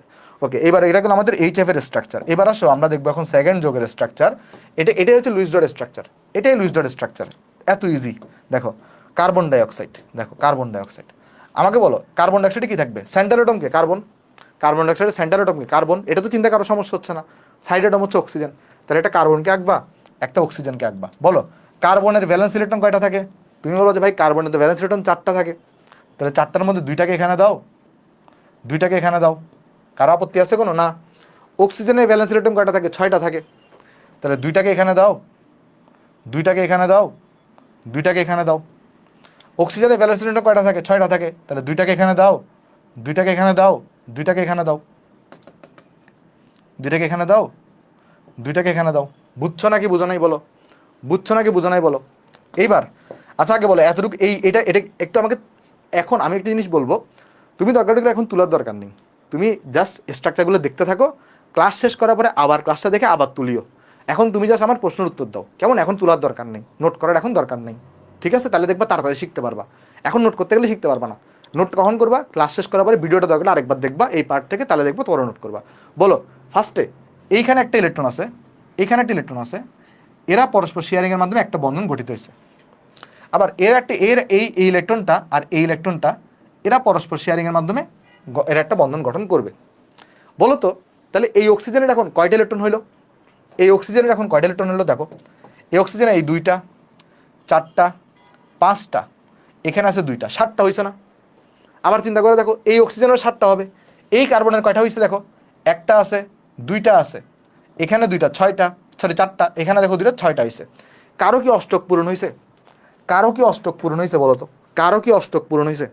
কারো অষ্টক পূরণ হয় নাই। তাহলে অষ্টক যদি পূরণ না হয়, তাহলে আরও বন্ড গঠন করবে। দেখো আরও বন্ড কীভাবে গঠন করবে? তখন বলবে যে এই কার্বন বলবে যে ভাই আমার কাছে তো একটা ইলেকট্রন আছে এখনো, অক্সিজেন তোমার কাছে তো একটা ইলেকট্রন আছে, চলো আমরা আরেকটা বন্ড গঠন করি। এ বলবে ভাই আমার কাছে একটা ইলেকট্রন আছে, তোমার কাছে একটা ইলেকট্রন আছে, চলো আরেকটা বন্ড গঠন করি। করলো। দেখো তো এবার সবার অষ্টক পূরণ হয়েছে কিনা, খেয়াল করে দেখো। এবার এই অক্সিজেন ইলেকট্রন কয়টা আছে দেখো, এই অক্সিজেন ইলেকট্রন কয়টা আছে দেখো, এই যে দেখো, এখানে দুইটা, এখানে দুইটা, এখানে বন্ড দুইটা, তাহলে প্রতিটা বন্ডে দুইটা করে ইলেকট্রন, তাহলে টোটাল চারটে ইলেকট্রন, এখানে চারটা, এখানে দুইটা, এখানে দুইটা, তাহলে এই অক্সিজেনে কিন্তু এখন আটটা ইলেকট্রন হয়ে গেছে। এই অক্সিজেনের কয়টা ইলেকট্রন হয়ে গেছে বলতো ভাই? আটটা ইলেকট্রন হয়ে গেছে। আর এইখানে এই কার্বনটার কয়টা ইলেকট্রন হয়েছে বলতো? কার্বনের চারটে ইলেকট্রন, চারটা বন্ধন, তাহলে এটারও কিন্তু আটটা ইলেকট্রন হয়ে গেছে। তাহলে এইভাবে করে কিন্তু আমার কার্বন ডাইঅক্সাইডের এটাই লুইস ডট স্ট্রাকচার। অর্থাৎ লুইস ডট স্ট্রাকচার কোনটা? তুমি তো এরকম করে আঁকবা না, তুমি আঁকবা কিরকম, একটা কার্বন, ডাবল বন অক্সিজেন, ডাবল বন অক্সিজেন, শেষ। বুঝছো কিনা বলো? এই জন্য কার্বন ডাইঅক্সাইডের চিত্র এরকম হয়। তোমাকে বলছিলাম যে এখন মনে রাখার দরকার নাই, মানে বোঝার দরকার নাই, পরে বুঝাবো চিত্র কেন এরকম হয়েছে। আজকে কি বুঝতে পারছো যে কার্বন ডাইঅক্সাইডের চিত্র কেন এরকম? এই দুইটা জিনিস একটু বোঝা হইলে আমাকে বলো, নোট করার এখন দরকার নাই। বোঝা হইলে আমাকে বলো, কোনো যে জায়গায় বুঝবা না সেই জায়গায় আমাকে বলো। না, HCl এর সেন্টার অ্যাটম নাই। ওকে, বুঝছো? চলো নেক্সটে যাই, আসো চলো নেক্সটে যাই। নেক্সটে আমরা একটা কাজ করি, এটাকে চলো একটু কপি করি। চলো আমি এটাকে একটু ডিলিট করবো, কয়েকটা পেজ আমি কপি করে রাখবো এখানে। ওকে, আমি চলো এটা একটু কয়েকটা পেজ কপি করে রাখি, কেমন? কারণ এটা আমার অনেকগুলো সলভ করবো আমরা। ওকে, চলো করি, আসো দেখি। এবার এবার এবার দেখি আমরা আঁকবো BH3 কে। এবার আমরা আঁকবো BH3। দেখবা এটা অনেক মজা পাচ্ছ তুমি, জাস্ট একটু ধৈর্য ধরো, জাস্ট টাইম নিয়ে চিন্তা করিও না, আমি একদম ধীরে ধীরে তোমাকে বোঝাবো। আচ্ছা বলো, এখানে সেন্টার অ্যাটমকে, সেন্টার অ্যাটম হচ্ছে বোরন, তাহলে সেন্টার অ্যাটম তুমি বোরনকে আঁকলা। তাহলে এর চারপাশে কি থাকবে? তিনটা হাইড্রোজেন, একটা হাইড্রোজেনকে এখানে দাও, একটা হাইড্রোজেনকে এখানে দাও, একটা হাইড্রোজেনকে এখানে দাও। বলো তো বোরনের ভ্যালেন্স ইলেকট্রন কয়টা? বোরনের ভ্যালেন্স ইলেকট্রন তিনটা। তাহলে তুমি কি করো, বোরনের একটা ভ্যালেন্স ইলেকট্রনকে এখানে দেখাও, একটা ভ্যালেন্স ইলেকট্রন এখানে দেখাও, একটা ভ্যালেন্স ইলেকট্রন এখানে দেখাও। হাইড্রোজেনের ভ্যালেন্স ইলেকট্রন একটা করে, তাহলে একটা করে এখানে দেখো, একটা করে এখানে দেখো। তাহলে এই দুইটার মধ্যে কি হবে? তখন বলবে যে ভাই আমরা তাহলে চলো শেয়ারিং করি। এই দুইটার মধ্যে কি হবে? তারা বলবে যে ভাই চলো আমরা শেয়ারিং করি। এই দুটার মধ্যে কি হবে? তারা বলবে চলো ভাই আমরা শেয়ারিং করি। এই যে এটাই হচ্ছে BH3 এর লুইস ডট স্ট্রাকচার। যদিও এখানে বোরনের কি হয় নাই, যদিও এখানে বোরনের কিন্তু অষ্টক পূরণ হয় নাই, কিন্তু কিছু করার নাই, কারণ এখানে তার এক্সট্রা ইলেকট্রন নাই, সে অষ্টক পূরণ করতে করবে। এই জন্য এটাকে আমরা বলবো অষ্টক সংকোচন যৌগ। এই জন্য BH3 কি ধরনের যৌগ বলতো? অষ্টক সংকোচন যৌগ। আশা করি বুঝতে পারছো। চলো আরেকটা যৌগে যাই, ধরো N2। এবার আমরা দেখবো N2 এর স্ট্রাকচার কিরকম। না N2 নাইট্রোজেন। তুমি বলো তো N2 তে কি থাকবে? এখানে কোনো সেন্ট্রাল অ্যাটম আছে N2 তে? N2 তে কোনো সেন্ট্রাল অ্যাটম আছে? N2 তে ভাই সব দেখাবো, সালফার ডাইঅক্সাইড না, সালফার ডাইঅক্সাইডের দুনিয়ার পরিবার দেখাবো, টেনশন নিও না, জাস্ট ধৈর্য ধরো। দুনিয়ার যৌগ যতগুলো আছে সব তোমারা দেখাবো, টেনশন নিও না। N2 নাইট্রোজেনে কি হবে? নাইট্রোজেন N2 তে, তাহলে একটা নাইট্রোজেন এখানে দাও, একটা নাইট্রোজেন এখানে দাও। বলো তো নাইট্রোজেনের ভ্যালেন্স ইলেকট্রন কয়টা? নাইট্রোজেনের ভ্যালেন্স ইলেকট্রন 5টা করে। তাহলে নাইট্রোজেনের যোজনী কত জানো? নাইট্রোজেনের যোজনী হচ্ছে 3, মানে সরি 3 বলতেছি, মানে দুটো নাইট্রোজেনের মধ্যে কিন্তু 3টা বন্ধন গঠিত হয়। কেমনে আমি তোমাকে দেখাচ্ছি। আচ্ছা এটা কাজ করি, আসো। তুমি বলতেছো নাইট্রোজেনের ভ্যালেন্স ইলেকট্রন কয়টা আছে? 5টা আছে। তাহলে এখানে দুইটা দিলাম, এখানে দুইটা দিলাম, এখানে একটা দিলাম, এখানে দুইটা দিলাম, এখানে দুইটা দিলাম, এখানে একটা দিলাম।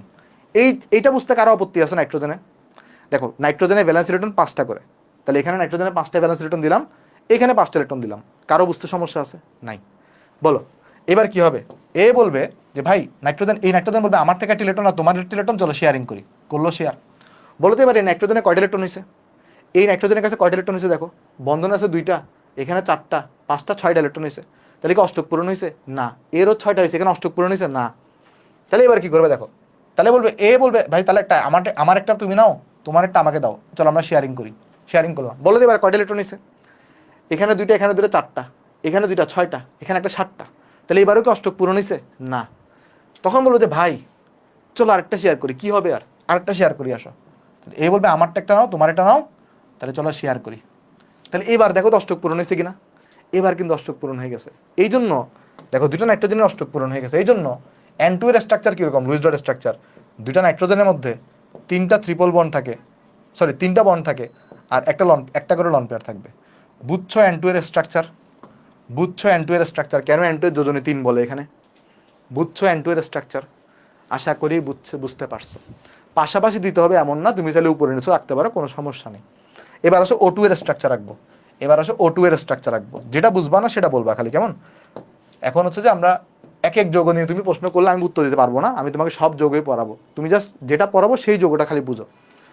দেখো দুটো অক্সিজেনের ব্যালেন্স ইলেকট্রন কয়টা করে থাকে? তুমি বলো যে ভাই অক্সিজেনের ব্যালেন্স ইলেকট্রন থাকে 6টা করে। তাহলে এখানে দুইটা দাও, এখানে দুইটা দাও, এখানে দুইটা দাও, এখানে দুইটা দাও, এখানে দুইটা দাও, এখানে দুইটা দাও। বলো এবার কি হবে? এখানে তো কারোই অষ্টক পূরণ হয় নাই, তখন এ বলবে আমার একটা ইলেকট্রন তুমি নাও, তোমার একটা ইলেকট্রন আমার সাথে শেয়ারিং করো। শেয়ারিং করলাম, বলো তো শেয়ারিং করার পরে এই অক্সিজেনটার কয়টা ইলেকট্রন এসেছে শেয়ারিং করার পরে? দেখো এই অক্সিজেনের 2টা 4টা 5টা 7টা, 7টা করে হয়েছে, অষ্টক পূরণ হয় নাই। তাহলে এবার কি করবে? আরো একটা ইলেকট্রনকে তারা কিন্তু পরস্পরের সাথে শেয়ারিং করবে। দেখো শেয়ারিং করলো, এবার দেখো তো কয়টা করে হয়েছে? এবার 8টা করে হয়েছে। এই জন্য O2 এর লুইস ডট স্ট্রাকচার কিরকম? এই ডাবল বন্ড ও দিয়ে আমরা এখানে একটা লন পেয়ার, এখানে একটা লন পেয়ার, এখানে লন পেয়ার, এখানে লন পেয়ার। এটা হচ্ছে O2 এর আমার কি স্ট্রাকচার? Lewis dot structure. আশা করি বুঝতে পারছো। এইবারও আমরা দেখবো CH4 এর লুইস ডট স্ট্রাকচার। CH4, যদি CH4 আমরা স্টেপ বাই স্টেপ যাচ্ছি। দেখো CH4 কিরকম হবে? কার্বন সেন্ট্রাল অ্যাটম, হাইড্রোজেন দিবা 4টা, 4টা হাইড্রোজেন এখানে দাও, 4টা হাইড্রোজেন এখানে দাও। বলো কার্বনের ভ্যালেন্স ইলেকট্রন কয়টা? কার্বনের ভ্যালেন্স ইলেকট্রন 4টা। এখানে একটা দাও, এখানে একটা দাও, এখানে একটা দাও, এখানে একটা দাও। হাইড্রোজেনের ভ্যালেন্স ইলেকট্রন একটা করে, হাইড্রোজেনের ভ্যালেন্স ইলেকট্রন একটা করে, একটা করে। তাহলে এদের মধ্যে পরস্পরের মধ্যে বন্ড কানেক্ট করে দাও, শেষ। এটাই CH4 এর লুইস ডট স্ট্রাকচার। ইজি না? এটাই CH4 এর কি? Luis dot structure. এবার আসো NH3 দেখবো, NH3। এবার আসো আমরা দেখবো NH3 এর স্ট্রাকচার দেখবো, আসো। এবার আমরা চলো দেখি NH3 এটার স্ট্রাকচার। NH3 দেখো, NH3 এর স্ট্রাকচার। বলো NH3 তে তোমার এই যে আমার কেন্দ্রীয় মূল হচ্ছে নাইট্রোজেন, 3টা হাইড্রোজেন থাকবে, একটা হাইড্রোজেন এখানে, একটা হাইড্রোজেন এখানে, একটা হাইড্রোজেন এখানে। বলো তো নাইট্রোজেনের ভ্যালেন্স ইলেকট্রন কয়টা? নাইট্রোজেনের ভ্যালেন্স ইলেকট্রন 5টা।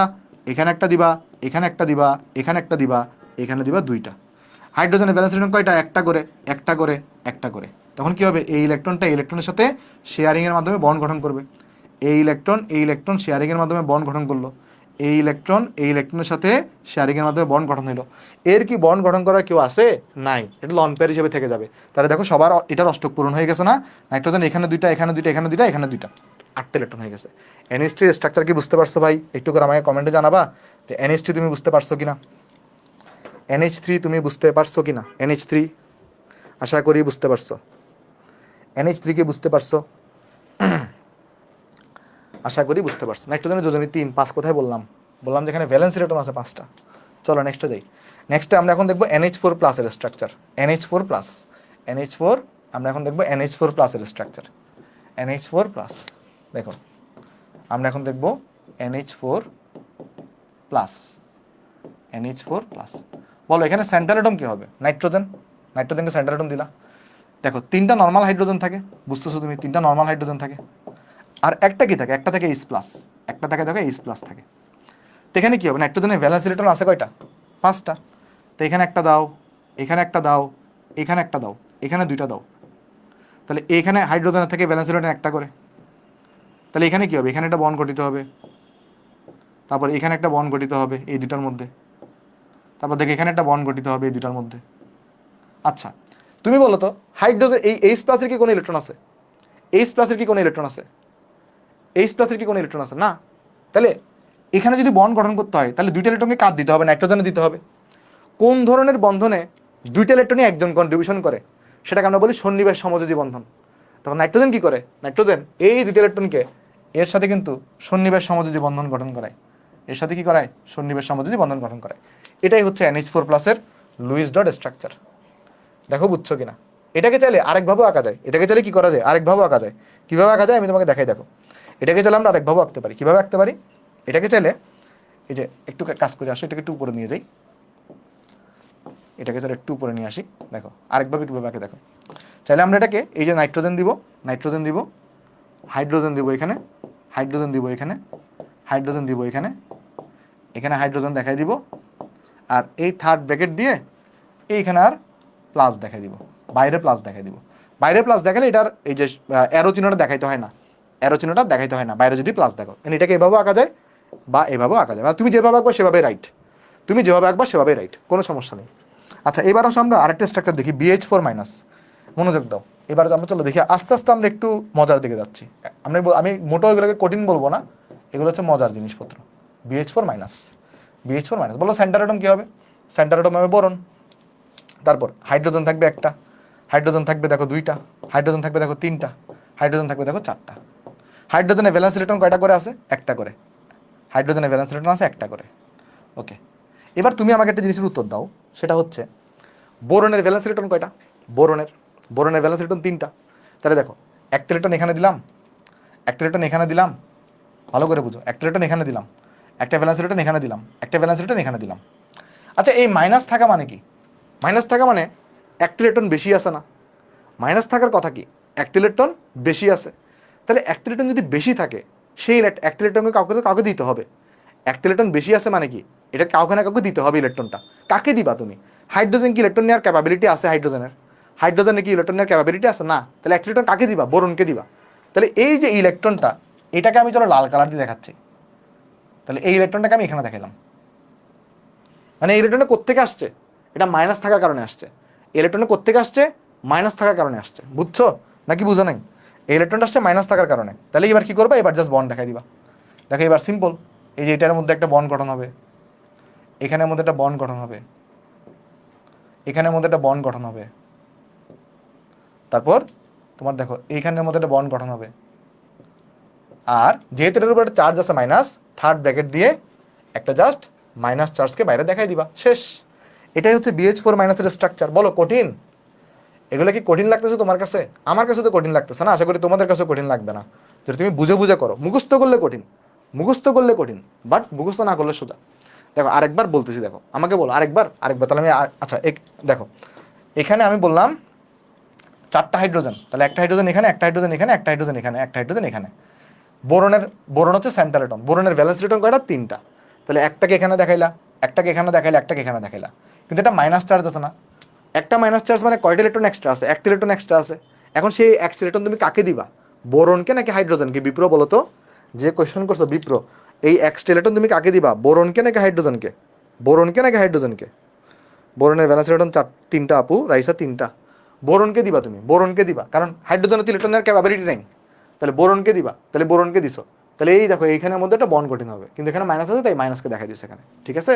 আচ্ছা এবার আসো আমরা আরেকটা যৌগ দেখি, যার নাম হচ্ছে আমাদের COCl2। আমরা দেখবো এখন COCl2, আমরা এখন দেখবো COCl2। বলো তো এখানে সেন্টার অ্যাটম কি হবে, বলে COCl2 তে সেন্টার অ্যাটম কি হবে, COCl2 তে সেন্টার অ্যাটম কি হবে, সেন্টার অ্যাটম কার্বন হবে, কারণ কার্বন আর অক্সিজেনের মধ্যে কার্বনের ইলেকট্রোনেগেটিভিটি কম, কার্বন হবে সেন্টার অ্যাটম। তাহলে কার্বনকে এখানে দাও। দেখো এখানে কি কি আছে, দেখো একটা অক্সিজেন আছে, দুইটা ক্লোরিন আছে, একটা ক্লোরিনকে এখানে দেখাও, একটা ক্লোরিনকে এখানে দেখো। বলো ক্লোরিনের ভ্যালেন্স ইলেকট্রন কয়টা, ক্লোরিনের ভ্যালেন্স ইলেকট্রন হচ্ছে 7টা, একটাকে এখানে দেখাও, দুইটা, তারপরে দুইটা, তারপরে দুইটা। দেখো এখানে দুইটা ভাই, তারপরে তোমার এখানে দুইটা, এখানে দুইটা, এখানে একটা। দেখো অক্সিজেনের 6টা, এখানে দেখো দুইটা, এখানে দেখো দুইটা, এখানে দেখো দুইটা। কার্বনের হচ্ছে 4টা, এখানে দুইটা দেখাও, এখানে একটা দেখাও, এখানে একটা দেখাও। বুঝছি আমরা সবাই ভ্যালেন্স ইলেকট্রনগুলো, ভ্যালেন্স ইলেকট্রন দেখানোটা বুঝতে পারছি সবাই, ভ্যালেন্স ইলেকট্রন দেখানোটা আশা করি বুঝতে পারছো। এবার দেখো এবার কি হবে এখানে, এবার এখানে যে ঘটনাটা ঘটবে, এই যে ক্লোরিন আর এই কার্বন, এরা বলবে চলো ভাই আমরা শেয়ারিং করি ইলেকট্রন, এইরা বলবে চলো আমরা ইলেকট্রন শেয়ারিং করি, শেয়ারিং হবে।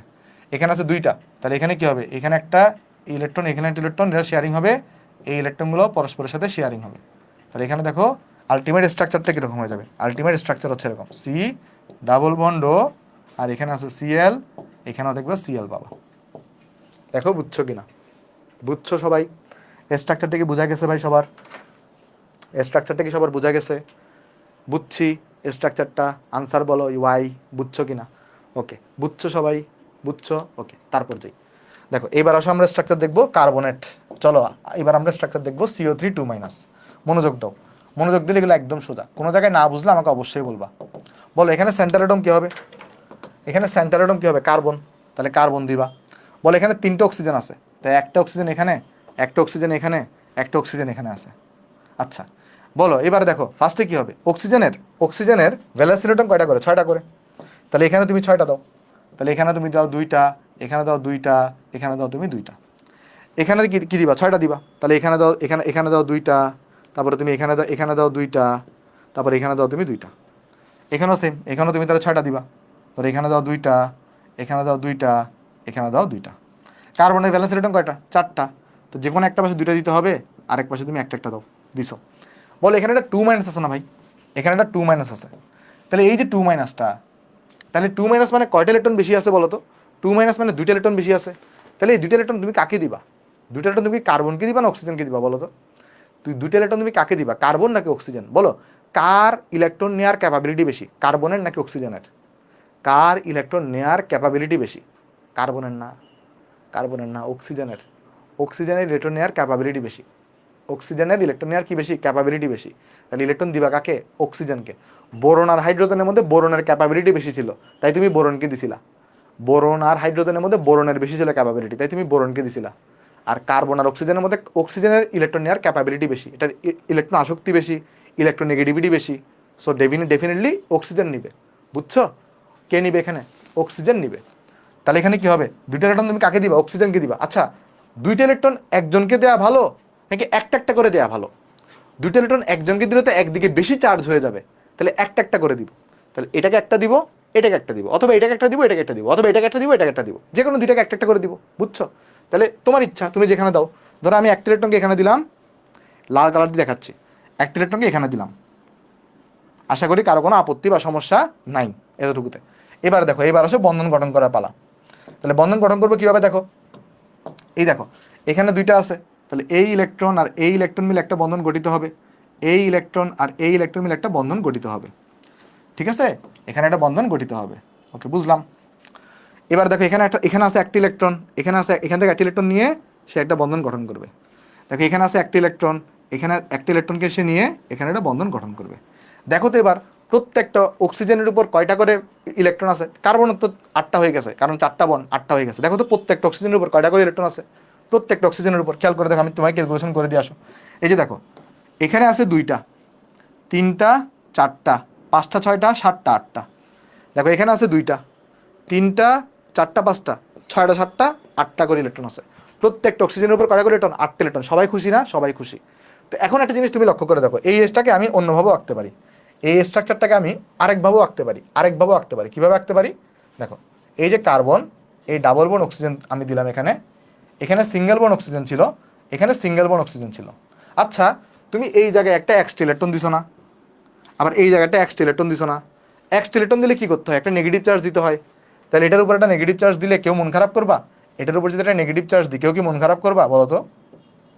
একটা ইলেকট্রন আমি যদি এখানে একটা নেগেটিভ চার্জ দিয়ে দিই, কারো কিন্তু কোনো মন খারাপ করার সুযোগ নেই, বুঝছো নাকি বুঝো না। অথবা তুমি চাইলে থার্ড ব্র্যাকেট দিয়ে 2 মাইনাসও দিতে পারো, বাট এখানে তুমি যদি নেগেটিভ চার্জ দিয়ে দাও তাহলে আর থার্ড ব্র্যাকেট দিয়ে 2 মাইনাস দেওয়ার দরকার নেই, বুঝছো, বুঝতে পারছো। যদি এখানে নেগেটিভ চার্জ দিয়ে দাও তাহলে আর থার্ড ব্র্যাকেট দিয়ে 2 মাইনাস দেওয়ার দরকার নেই। এইবার এইবার চলো একটা তোমাকে ট্রিক্স শিখাই। দেখো তুমি যদি এরকম ভেঙে ভেঙে আঁকতে চাও তাহলে তোমার অনেক সময় লেগে যাবে। তাহলে চলো তোমাকে এবার আমি একটা ট্রিক্স শিখাই, আসো ট্রিক্স শিখাই, একটা ট্রিক্স শিখাই দিয়ে আসো।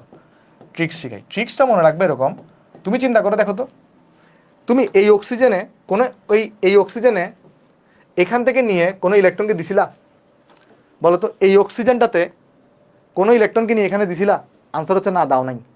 তাহলে যেই অক্সিজেন ইলেকট্রন দিবা না তার মধ্যে ডাবল বন্ড হবে, যদি অক্সিজেন ইলেকট্রন না দাও তার মধ্যে কি হবে, ডাবল বন্ড হবে। এই অক্সিজেন একটা ইলেকট্রন দিছিলা, এই অক্সিজেন একটা ইলেকট্রন দিছিলা, তাহলে যাদের মধ্যে অক্সিজেন দিবা তাদের মধ্যে একটা নেগেটিভ চার্জ দেখাই দিবা আর একটা করে সিঙ্গেল বন্ড দেখাই দিবা, বুঝছো নাকি বুঝো নাই। তাহলে ট্রিক্সটা মনে রাখবা কি, ট্রিক্সটা মনে রাখবা, যেই অক্সিজেনে ওই এক্সট্রা ইলেকট্রন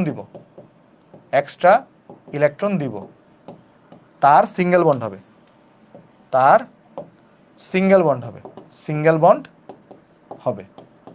আর মানে শর্টকাট আর কি, কারণ এত তো আঁকার টাইম নাই। আর যেই অক্সিজেনে এক্সট্রা ইলেকট্রন দিব না, যেই অক্সিজেনে এক্সট্রা ইলেকট্রন দিব না দিব না, তার ডাবল বন্ড হবে। বুঝছো সবাই? তার ডাবল বন্ড হবে। বুঝতে পারছি? বুঝতে পারছি আশা করি। চলো নেক্সটে যাই। নেক্সটে যাই, আরো যৌগ দেখি, তাহলে দেখবা আরো ক্লিয়ার হয়ে যাবে। আরো কয়েকটা যৌগ দেখাই, দেখবা এই ট্রিক্সটা ক্লিয়ার হয়ে গেছে। দেখো আরো কয়েকটা যৌগ দেখাই, তাহলে দেখবা ট্রিক্সটা ক্লিয়ার হয়ে গেছে। আমি চলো পেজ কপি করি একটু।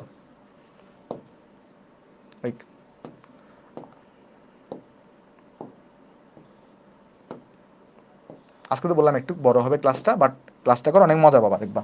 চলো নেক্সট যৌগ আঁকি আসো। ধরো আমাকে বললো PO4 3 আঁকো। ধরো আমাকে বললো PO4 3, এবার দেখবা তুমি এত কিছু আঁকতেই হবে না, তুমি ডাইরেক্ট এঁকে ফেলতে পারবা। এবার দেখবা তুমি চোরাই বুদ্ধি জানো, ডাইরেক্ট এঁকে ফেলতে পারবো। বলো তো এখানে সেন্টার অ্যাটম কে? সেন্টার অ্যাটম হচ্ছে কে? সেন্টার অ্যাটম হচ্ছে ফসফরাস।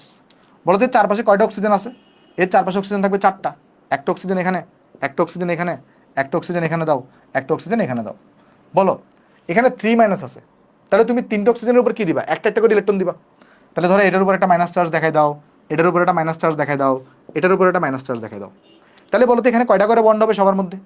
এইটার সাথে এখানে কয়টা বন্ড হবে? এখানে কয়টা বন্ড হবে? এখানে কয়টা বন্ড হবে বলতে পারবা? এখানে কয়টা করে বন্ড হবে বলতে পারবা? এখানে কয়টা করে বন্ড হবে? এখানের মধ্যে একটা করে বন্ড হবে। যেখানে তুমি ইলেকট্রন দিছো সেখানে একটা করে বন্ড হবে। তাহলে এখানে তুমি একটা করে বন্ড দেখাই দাও। একটা কাজ করি আমি, এই ইলেকট্রনগুলোকে আমি চলো নিচে দেখাই, কেমন? জাস্ট আকার সুবিধার জন্য রেখে চলো একটু এই পাশে দেখাই দিই, জাস্ট আকার সুবিধার জন্য। তাহলে এখানে একটা বন্ড হবে, এখানে একটা বন্ড হবে, এখানে একটা বন্ড হবে। বলো তো এখানে কয়টা বন্ড হবে? এখানে, এখানে বন্ড হবে 2টা। শেষ। এটাই হচ্ছে তোমার PO4 3 এর স্ট্রাকচার। কঠিন? দেখো তো কঠিন লাগছে তোমার কাছে এটা স্ট্রাকচারটা? অনেক কঠিন মনে হয়? অনেক কঠিন স্ট্রাকচারটা? বলো অনেক কঠিন? অনেক কঠিন না, একদমই সোজা। তোমাকে যদি বলে এবার, যে তোমার যদি বলে যে তুমি এবার একটা কাজ করো, তুমি এবার H3PO4 এর স্ট্রাকচার আঁকো। তুমি এবার কার আঁকো স্ট্রাকচার? H3PO4 এর স্ট্রাকচার আঁকো। যখনই তোমাকে অ্যাসিডের স্ট্রাকচার রাখতে বলবে, তুমি কি করবা? এটাকে আমি দেখাইছি না, H3PO4 থেকে বলো তো কয়টা হাইড্রোজেন বের হবে? H3PO4 থেকে কয়টা হাইড্রোজেন বের হবে? 3টা হাইড্রোজেন বের হবে। তাহলে এটাকে কি করবা? 3টা হাইড্রোজেন মুক্ত করবা। আর এখানে পাবা কিরকম? PO4 3 অ্যাট ফার্স্ট তুমি কি করবা? আগে PO4 3 এর স্ট্রাকচার রাখবা। এটার স্ট্রাকচার রাখতে বললে তুমি আগে এখানে হাইড্রোজেনগুলো আলাদা করে লিখে এটার স্ট্রাকচার রাখবা। এটার স্ট্রাকচার কোনটা? এটার স্ট্রাকচার হচ্ছে এটা, এটার স্ট্রাকচার হচ্ছে এটা। এবার বলো তো 3টা H+ আছে, তাহলে হাইড্রোজেনগুলো কোথায় গিয়ে যুক্ত হবে? এই অক্সিজেনে কোনো নেগেটিভ চার্জ আছে? নাই। তাহলে হাইড্রোজেন যুক্ত হবে যেখানে নেগেটিভ চার্জ আছে সেখানে যুক্ত হবে। তাহলে এখানে এই নেগেটিভ চার্জের জায়গায়, এই নেগেটিভ চার্জের জায়গায়, এই নেগেটিভ চার্জের জায়গায় অক্সিজেনের যোজনী হচ্ছে 2। তাহলে এখানে একটা হাইড্রোজেন এসে যুক্ত হবে, এখানে একটা হাইড্রোজেন এসে যুক্ত হবে, এখানে একটা হাইড্রোজেন এসে যুক্ত হবে। বলো বুঝছো কিনা? এটা হচ্ছে তোমার H3PO4 এর স্ট্রাকচার। ক্লিয়ার সবার? বলো বুঝতে পারছো কিনা? বুঝতে পেরেছো এটা? এটা কি বুঝতে পেরেছো? বুঝতে পারছো সবাই? ওকে চলো নেক্সটে যাই। চলো নেক্সটে যাই। ধরো তোমাকে যদি কেউ বলে তুমি SO4 2 এর স্ট্রাকচার আঁকো। কার স্ট্রাকচার? SO4 2 এর স্ট্রাকচার। একদম ইজি। দেখো সালফার দিবা।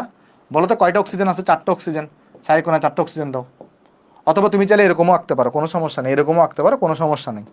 4 কোণা 4টা অক্সিজেন দিচ্ছি। এরকমও আঁকতে পারো, ওরকমও আঁকতে পারো। এটা লুইস ডট স্ট্রাকচার আঁকার সময় তোমার যেদিকে ইচ্ছা তুমি সেদিকে বন্ড দিতে পারো। অ্যাকচুয়াল যৌগের স্ট্রাকচার নির্ধারিত হবে BSEPR থিওরি দ্বারা। আমরা কিন্তু এখানে অ্যাকচুয়াল যৌগের স্ট্রাকচার নিয়ে আলোচনা করতেছি। কোনো জায়গায় বলো তো, কোনো জায়গায় বন্ড অ্যাঙ্গেলের কথা বলছি, কোনো জায়গায় সংকরণের কথা বলছি না। ওগুলো তো আমাদের ওইখানে আলোচনা হয়ে গেছে। তাহলে এই লুইস ডট স্ট্রাকচার তুমি তোমার ইচ্ছা মতো আঁকবা, বন্ডগুলো তোমার যেদিকে ইচ্ছা সেদিকে আঁকবা, যে কোনো দিকে আঁকলেই হবে। তাহলে বলো তো এখানে কি হবে? এখানে 2 আছে, তাহলে কি করবা? এই অক্সিজেনের উপর নেগেটিভ চার্জ দিবা, এই অক্সিজেনের উপর নেগেটিভ চার্জ দিবা। বলো তো এখানে কি সিঙ্গেল বন্ড দিবা না ডাবল বন্ড দিবা? বলো এখানে সিঙ্গেল বন্ড দিবা না ডাবল বন্ড দিবা? এখানে সিঙ্গেল বন্ড দিবা, তাহলে এখানে দিবা সিঙ্গেল বন্ড, এখানে দিবা সিঙ্গেল বন্ড। বলো এখানে কি সিঙ্গেল দিবা না ডাবল দিবা? এই অক্সিজেনে কোনো চার্জ দাও নাই, তাহলে এখানে ডাবল বন্ড দিবা, তাহলে এখানে ডাবল বন্ড দিবা। বলো তো কঠিন লাগছে কিনা? বলো তো কঠিন লাগছে কিনা? কঠিন লাগার কথা না, কঠিন লাগার কথা না। তাহলে এটাই হচ্ছে আমার SO4 2 এর স্ট্রাকচার। আসো এবার তোমাকে যদি কেউ বলে তুমি তুমি H2SO4 এর স্ট্রাকচার আঁকো। তোমাকে যদি কেউ বলে তুমি H2SO4 এর স্ট্রাকচার আঁকো, তুমি কিভাবে আঁকবে স্ট্রাকচার বলো তো? তুমি H2SO4 কে এভাবে লিখতে পারো যে 2H+ আর হচ্ছে SO4 2-। তাহলে তুমি অ্যাট ফার্স্ট আগে এটার স্ট্রাকচার এঁকে ফেলবা। এটার স্ট্রাকচার আঁকার পরে যে জায়গায় নেগেটিভ চার্জ দিলা ওই জায়গায় একটা করে হাইড্রোজেন বসাই দিবা। শেষ। এটাই হচ্ছে H2SO4 এর স্ট্রাকচার। আশা করি বুঝতে পারছো, আশা করি বুঝতে পারছো। হ্যাঁ আগে ভেঙে নিবা। Very good Tasin, very good. আচ্ছা এবার চলো আমরা যাই। ধরো আমাকে বললো সালফার ট্রাইঅক্সাইড। ধরো আমাকে বললো SO3 বললো, ধরো আমাকে বললো SO3 এর স্ট্রাকচার আঁকো, বলো। এবার সালফার দিবা, অক্সিজেন দিবা, এখানে কোনো চার্জ আছে বলো তো? SO3 তে কোনো চার্জ আছে? SO3 তে কোনো চার্জ নাই, তাহলে কি কোনো নেগেটিভ চার্জ এখানে দিবা? না। তাহলে তোমার এখানে বলো তো কি হবে? কয়টা করে বন্ড দিবা? ডাবল বন্ড দিবা, যেহেতু চার্জ নাই। তাহলে কি করবা? এখানে এখানে ডাবল বন্ড দিবা, এখানে ডাবল বন্ড দিবা, এখানে ডাবল বন্ড দিবা, শেষ। শেষ, স্ট্রাকচার শেষ। দেখো বুঝতেছো কিনা সবাই? দেখো বুঝতেছো কিনা? আচ্ছা, যদি বুঝে থাকো তাহলে এবার আসো আমরা SO2 এর স্ট্রাকচার আঁকি। আশা করি বুঝেছো, আশা করি বুঝেছো। চলো আমরা এবার SO2 এর স্ট্রাকচার রাখবো, SO2 এর স্ট্রাকচার রাখবো। আসো, আশা করি বুঝেছো জিনিসগুলা। SO2 এর স্ট্রাকচার রাখবো। এগুলো খুব মজার পড়া, এগুলা যদিও আমাদের সিলেবাসে নাই, বাট এগুলো যদি তুমি শিখো দেখবা তোমার এই চ্যাপ্টারটা অনেক ইজি হয়ে গেছে। বলো, SO2 তে কি কোনো চার্জ আছে? SO2 তে কি কোনো চার্জ আছে? SO2 তে কোনো চার্জ নেই, তাহলে কয়টা করে বন্ড দিবা? ডাবল বন্ড দিবা, ডাবল বন্ড দিবা। এইবার একটা জিনিস দেখো, আগের এগুলোর সাথে এটার একটু পার্থক্য আছে। কি পার্থক্য আছে বলো তো? সালফারের ভ্যালেন্স ইলেকট্রন কয়টা থাকে? সালফারের ভ্যালেন্স ইলেকট্রন কয়টা থাকে বলো তো? সালফারের ভ্যালেন্স ইলেকট্রন থাকে 6টা। তাহলে দেখো তো এইখানে বন্ড গঠন করার সময় সালফারের কয়টা ইলেকট্রন খরচ হয়েছে বলতে পারবা? এইখানে বন্ড গঠন করার সময় সালফারের কয়টা ইলেকট্রন খরচ হয়েছে বলতে পারবা? এখানে দেখো, এখানে একটা ইলেকট্রন সালফারের, এখানে একটা ইলেকট্রন সালফারের, এখানে একটা ইলেকট্রন সালফারের, এখানে একটা ইলেকট্রন সালফারের, এখানে ইলেকট্রন সালফারের, এখানে ইলেকট্রন সালফারের। তাহলে সালফার টোটাল 6টা ইলেকট্রন খরচ হয়েছে না? সালফারে কয়টা ইলেকট্রন খরচ হয়েছে? 6টা। তাহলে 6টা ভ্যালেন্স ইলেকট্রন যদি খরচ হয়ে গেছে, তাহলে এইখানে সালফারে কোনো লন পেয়ার থাকবে? এখানে সালফারে কোনো লন পেয়ার থাকবে?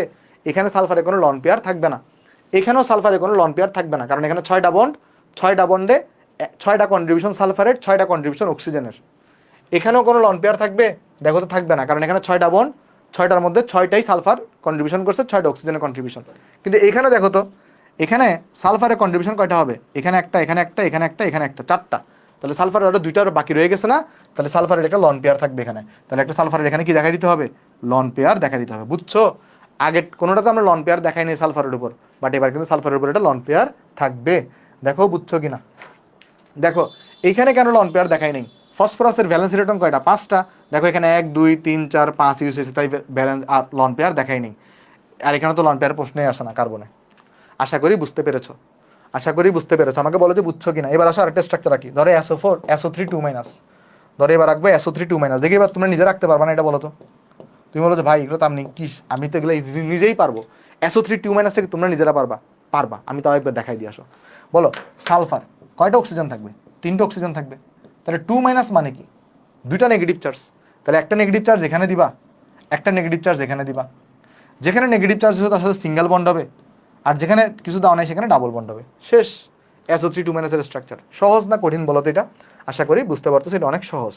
তোমাকে যদি কি বলে এবার H2SO3 এর স্ট্রাকচার রাখতে বলে, তোমাকে যদি বলে যে H2SO3 এর স্ট্রাকচার আঁকো, H2SO3 এর স্ট্রাকচার আঁকো, এটা তো আরও সহজ। জাস্ট এই স্ট্রাকচারটাই আঁকবা, আর 2টা হাইড্রোজেনকে জাস্ট এখানে যুক্ত করে দিবা। দেখো এই স্ট্রাকচারটা আঁকার পরে একটা হাইড্রোজেনকে এখানে দেখাবা, একটা হাইড্রোজেনকে এখানে দেখাবা, শেষ। দেখো বুঝা গেছে কিনা সবাই? আশা করি বুঝতে পারছো, বুঝতে পেরেছো আশা করি। আচ্ছা, আচ্ছা আমি যদি আর আধা ঘন্টা পড়াই, কারো কোনো আপত্তি হবে, সমস্যা হবে? আমি জানি অনেকক্ষণ লেন্দি ক্লাস, বাট এই পড়া এগুলোই পড়াবো, নতুন কোনো জিনিস শিখাবো না। বাট তো আশা করি তোমরা শেষ করে ফেলবো, কেমন? মানে বুঝে যাবা জিনিসগুলো। যদি কারো খুব প্যারা থাকে তুমি তাহলে একটু রেকর্ডিং করে নিও। কারণ কেন? কারণ হচ্ছে যে এটা যদি আমি এখন স্কিপ রেখে দিই তাহলে আগামী ক্লাস আবার শুরু থেকে আমার পড়তে হবে। তাই আমি আধা ঘন্টা সময় নিয়ে বাকি পাঠটুকু শেষ করে দিই। যাদের প্যারা হবে তারা একটু পরে দেখে নিও, কেমন?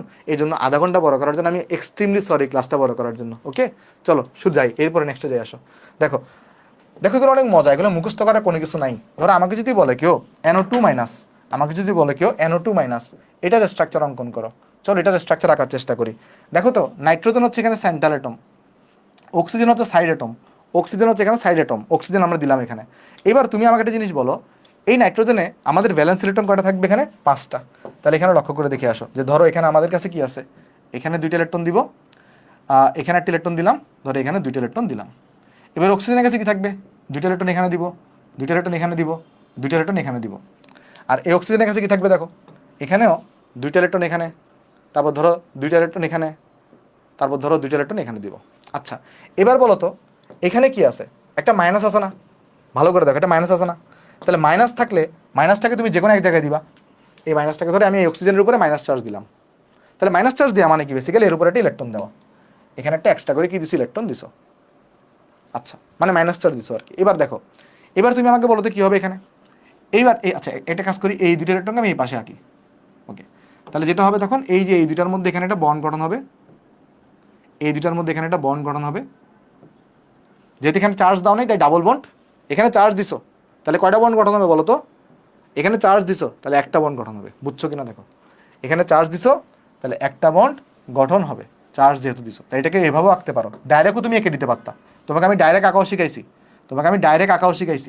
এখানে অক্সিজেন, এখানে সিঙ্গেল বন্ড অক্সিজেন, একটা এখানে মাইনাস চার্জ, বলো বুঝছো কিনা, এটা কি বুঝতে পারছো, দেখো দেখো বলো বুঝছো কিনা, তোমাকে আমি ডাইরেক্ট আঁকাও শিখাইছি, NO2 ছিল নেগেটিভ চার্জ একটা, একটাকে অক্সিজেন এখানে দাও, যাকে দিবা তার সাথে সিঙ্গেল বন্ড, যাকে দাও না তার সাথে ডাবল বন্ড, বুঝছো, তুমি চাইলে ভেঙে ভেঙেও আঁকতে পারো, চাইলে তুমি ডাইরেক্টও আঁকতে পারো, এটা তোমার ইচ্ছা, ওকে।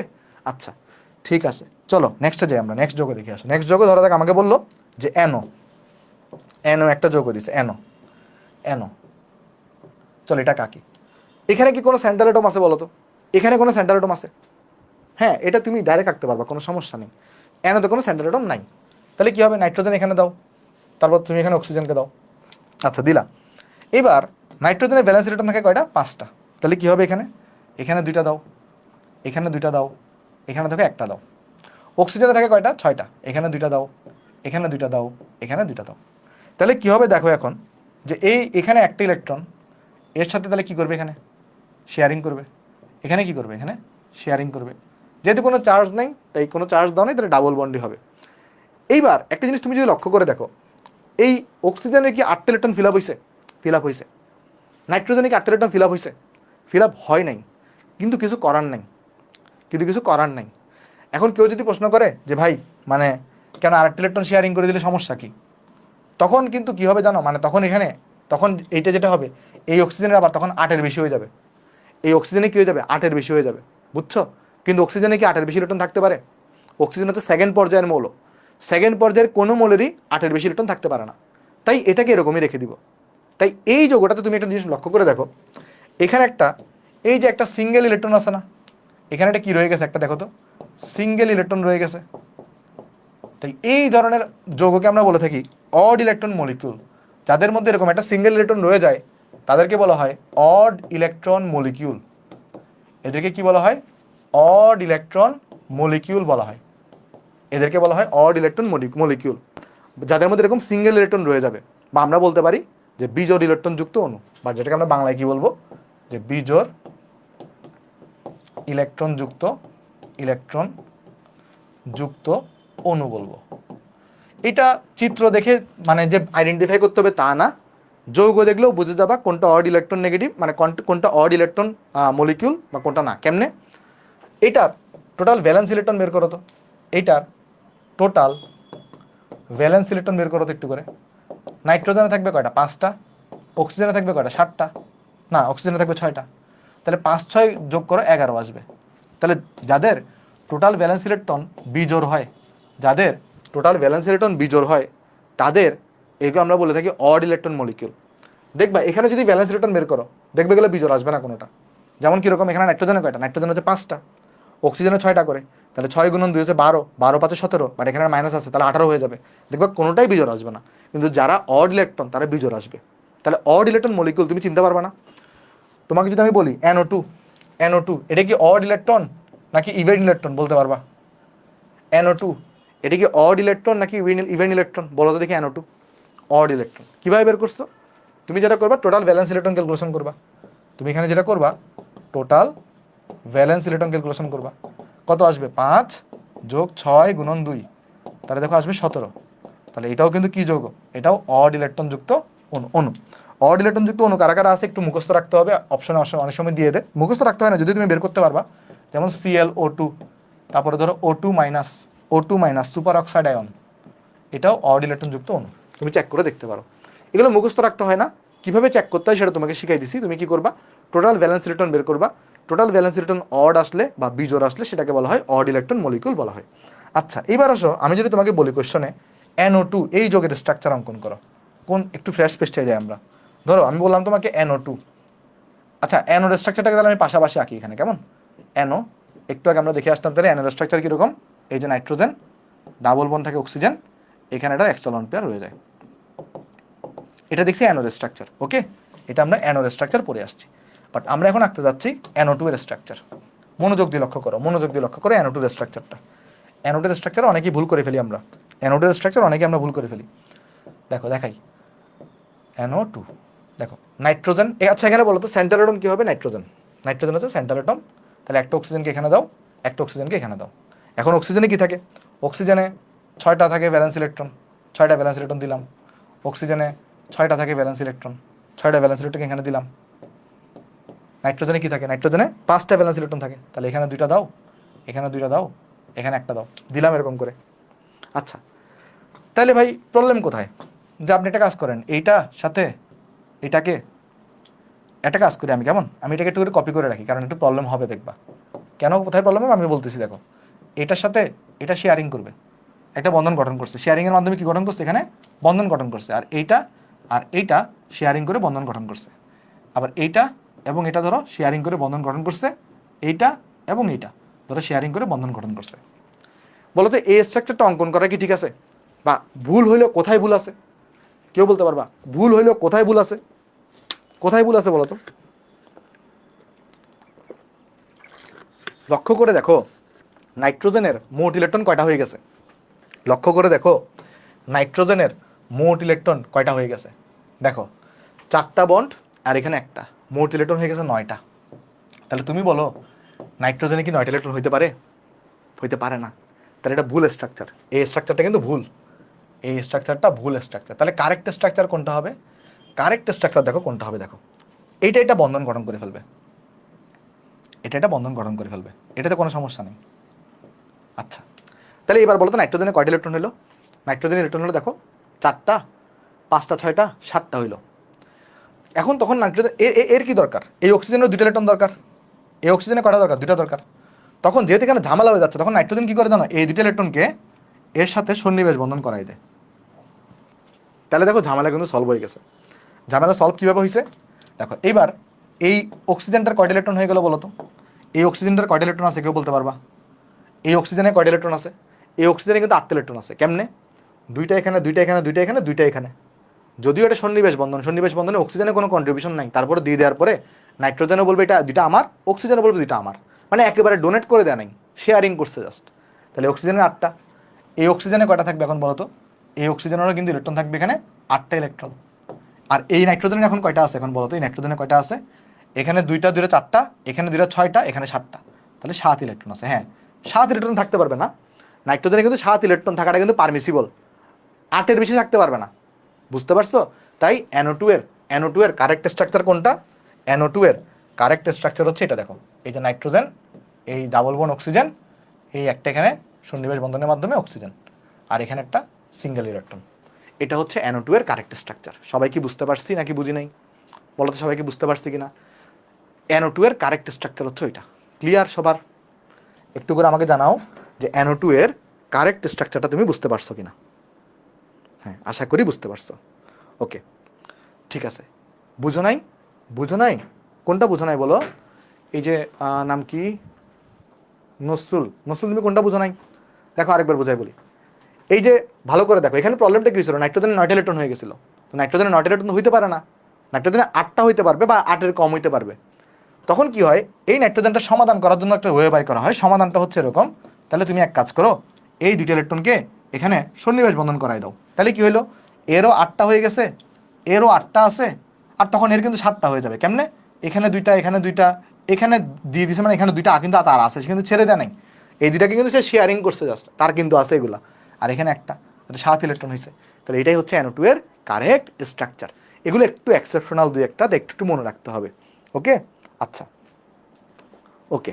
এইবার হ্যাঁ কোঅর্ডিনেশন বন্ডে অ্যারো না দিলেও একটা অ্যারো, দেখো একটা কোঅর্ডিনেশন বন্ডকে প্রকাশ করার একটা ওয়ে আছে। ধরো এই এ, তার কাছে 2টা লন পেয়ার আছে, সে ধরো বি এর সাথে একটা কোঅর্ডিনেশন বন্ড গঠন করবে। তাহলে এখান থেকে আমি কোঅর্ডিনেশন বন্ডটাকে এইভাবে দেখাইতে পারি। কোঅর্ডিনেশন বন্ডটাকে প্রকাশ করার আরেকটা ওয়ে আছে, কি জানো? এটাকে আরেকটা প্রকাশ করার ওয়ে আছে। তুমি চাইলে এটাকে এরকম করে দেখাইতে পারো। দেখো তো একটা জিনিস, এই ইলেকট্রনগুলো যদি এর সাথে আমি শেয়ারিং করি, তাহলে এর ইলেকট্রনের পরিমাণ একটু হইলেও বেড়ে গেছে না? ভালো করে বুঝো, যদি এই ইলেকট্রনগুলোকে আমি এর সাথে শেয়ারিং করি, তাহলে এর তো ইলেকট্রন কম ছিল, তাহলে এর ইলেকট্রনের পরিমাণ একটু হইলেও বেড়ে গেছে না? তাহলে বেড়ে যাওয়াটাকে আমরা একটা নেগেটিভ চার্জ দিয়ে দেখাইতে পারি, আর এটাকে আমরা একটা পজিটিভ চার্জ দিয়ে দেখাইতে পারি। মানে ভালো করে বুঝো, এটা জাস্ট একটা রিপ্রেজেন্টেশনের ওয়ে। এটা কিসের ওয়ে? একটা রিপ্রেজেন্টেশনের ওয়ে। ওকে, কি বলছো? বুঝছো তুমি, ভেরি গুড। দেখো, এটা জাস্ট একটা রিপ্রেজেন্টেশনের ওয়ে, মানে এই আমার সন্নিবেশ বন্ধনকে তুমি এভাবেও দেখাইতে পারো, এভাবেও প্রকাশ করতে পারো। যে কিভাবে? এই দেখো, এই দুটো ইলেকট্রনকে যখন আমি এখানে এই পাশে দিয়ে দিব, এর তো দুটো ইলেকট্রন ছিল না, এই দুটো ইলেকট্রন এক্সট্রা পাইছে, তাহলে এর উপর নেগেটিভ চার্জ দেখাবো, এখানে পজিটিভ চার্জ দেখাবো। তার মানে এই স্ট্রাকচারটাকে আমি আরেকভাবেও আঁকতে পারি। দেখো এটার স্ট্রাকচারটাকে কীরকম? এই যে নাইট্রোজেন, ডাবল বোন অক্সিজেন, সিঙ্গেল বোন অক্সিজেন, সিঙ্গেল বোন অক্সিজেন, দেখো সিঙ্গেল বোন অক্সিজেন, তাহলে এর উপর একটা নেগেটিভ চার্জ দেখাই দিব, এর উপর একটা পজিটিভ চার্জ দেখাই দিব। এটাও NO2 এর কারেক্ট স্ট্রাকচার। এটাও কিসের স্ট্রাকচার? NO2 এর কারেক্ট স্ট্রাকচার। বোঝা গেছে নাকি বুঝো নাই? একটু করে আমাকে জানাও তো, এটা বুঝতে পারছো কিনা? এটাও NO2 এর কারেক্ট স্ট্রাকচার। আশা করি বুঝতে পারছো, কারো এখানে কোনো ডাউট বা সমস্যা নাই। একটু করে আমাকে কমেন্টে জানাও বুঝতে পারছো কিনা। ওকে, যদি বুঝে থাকো তুমি, তাহলে এইবার চলো আমরা তার একটা জিনিস দেখতেছি। আমাকে বলো তো, NO এটা কিন্তু একটা অড ইলেকট্রন, এটা কিন্তু একটা কি ইলেকট্রন? বলো, অড ইলেকট্রন। তাহলে NOর মধ্যে কি থাকে? একটা এরকম একটা ইলেকট্রন থাকে এক্সট্রা করে। দেখো NO2 এটাও কিন্তু অড ইলেকট্রন, খেয়াল করে দেখছো? এখানেও দেখো একটা ইলেকট্রন আছে, এটাও কিন্তু কি ইলেকট্রন? Odd electron. তাহলে NO2 এটাও কিভাবে থাকে? এই যে এর মধ্যেও কিন্তু একটা অড ইলেকট্রন এভাবে করে থাকে। এখন আমরা যে যৌগটা দেখব তার নাম হচ্ছে N2O3। তুমি কি জানো N2O3 কিভাবে গঠিত হয়?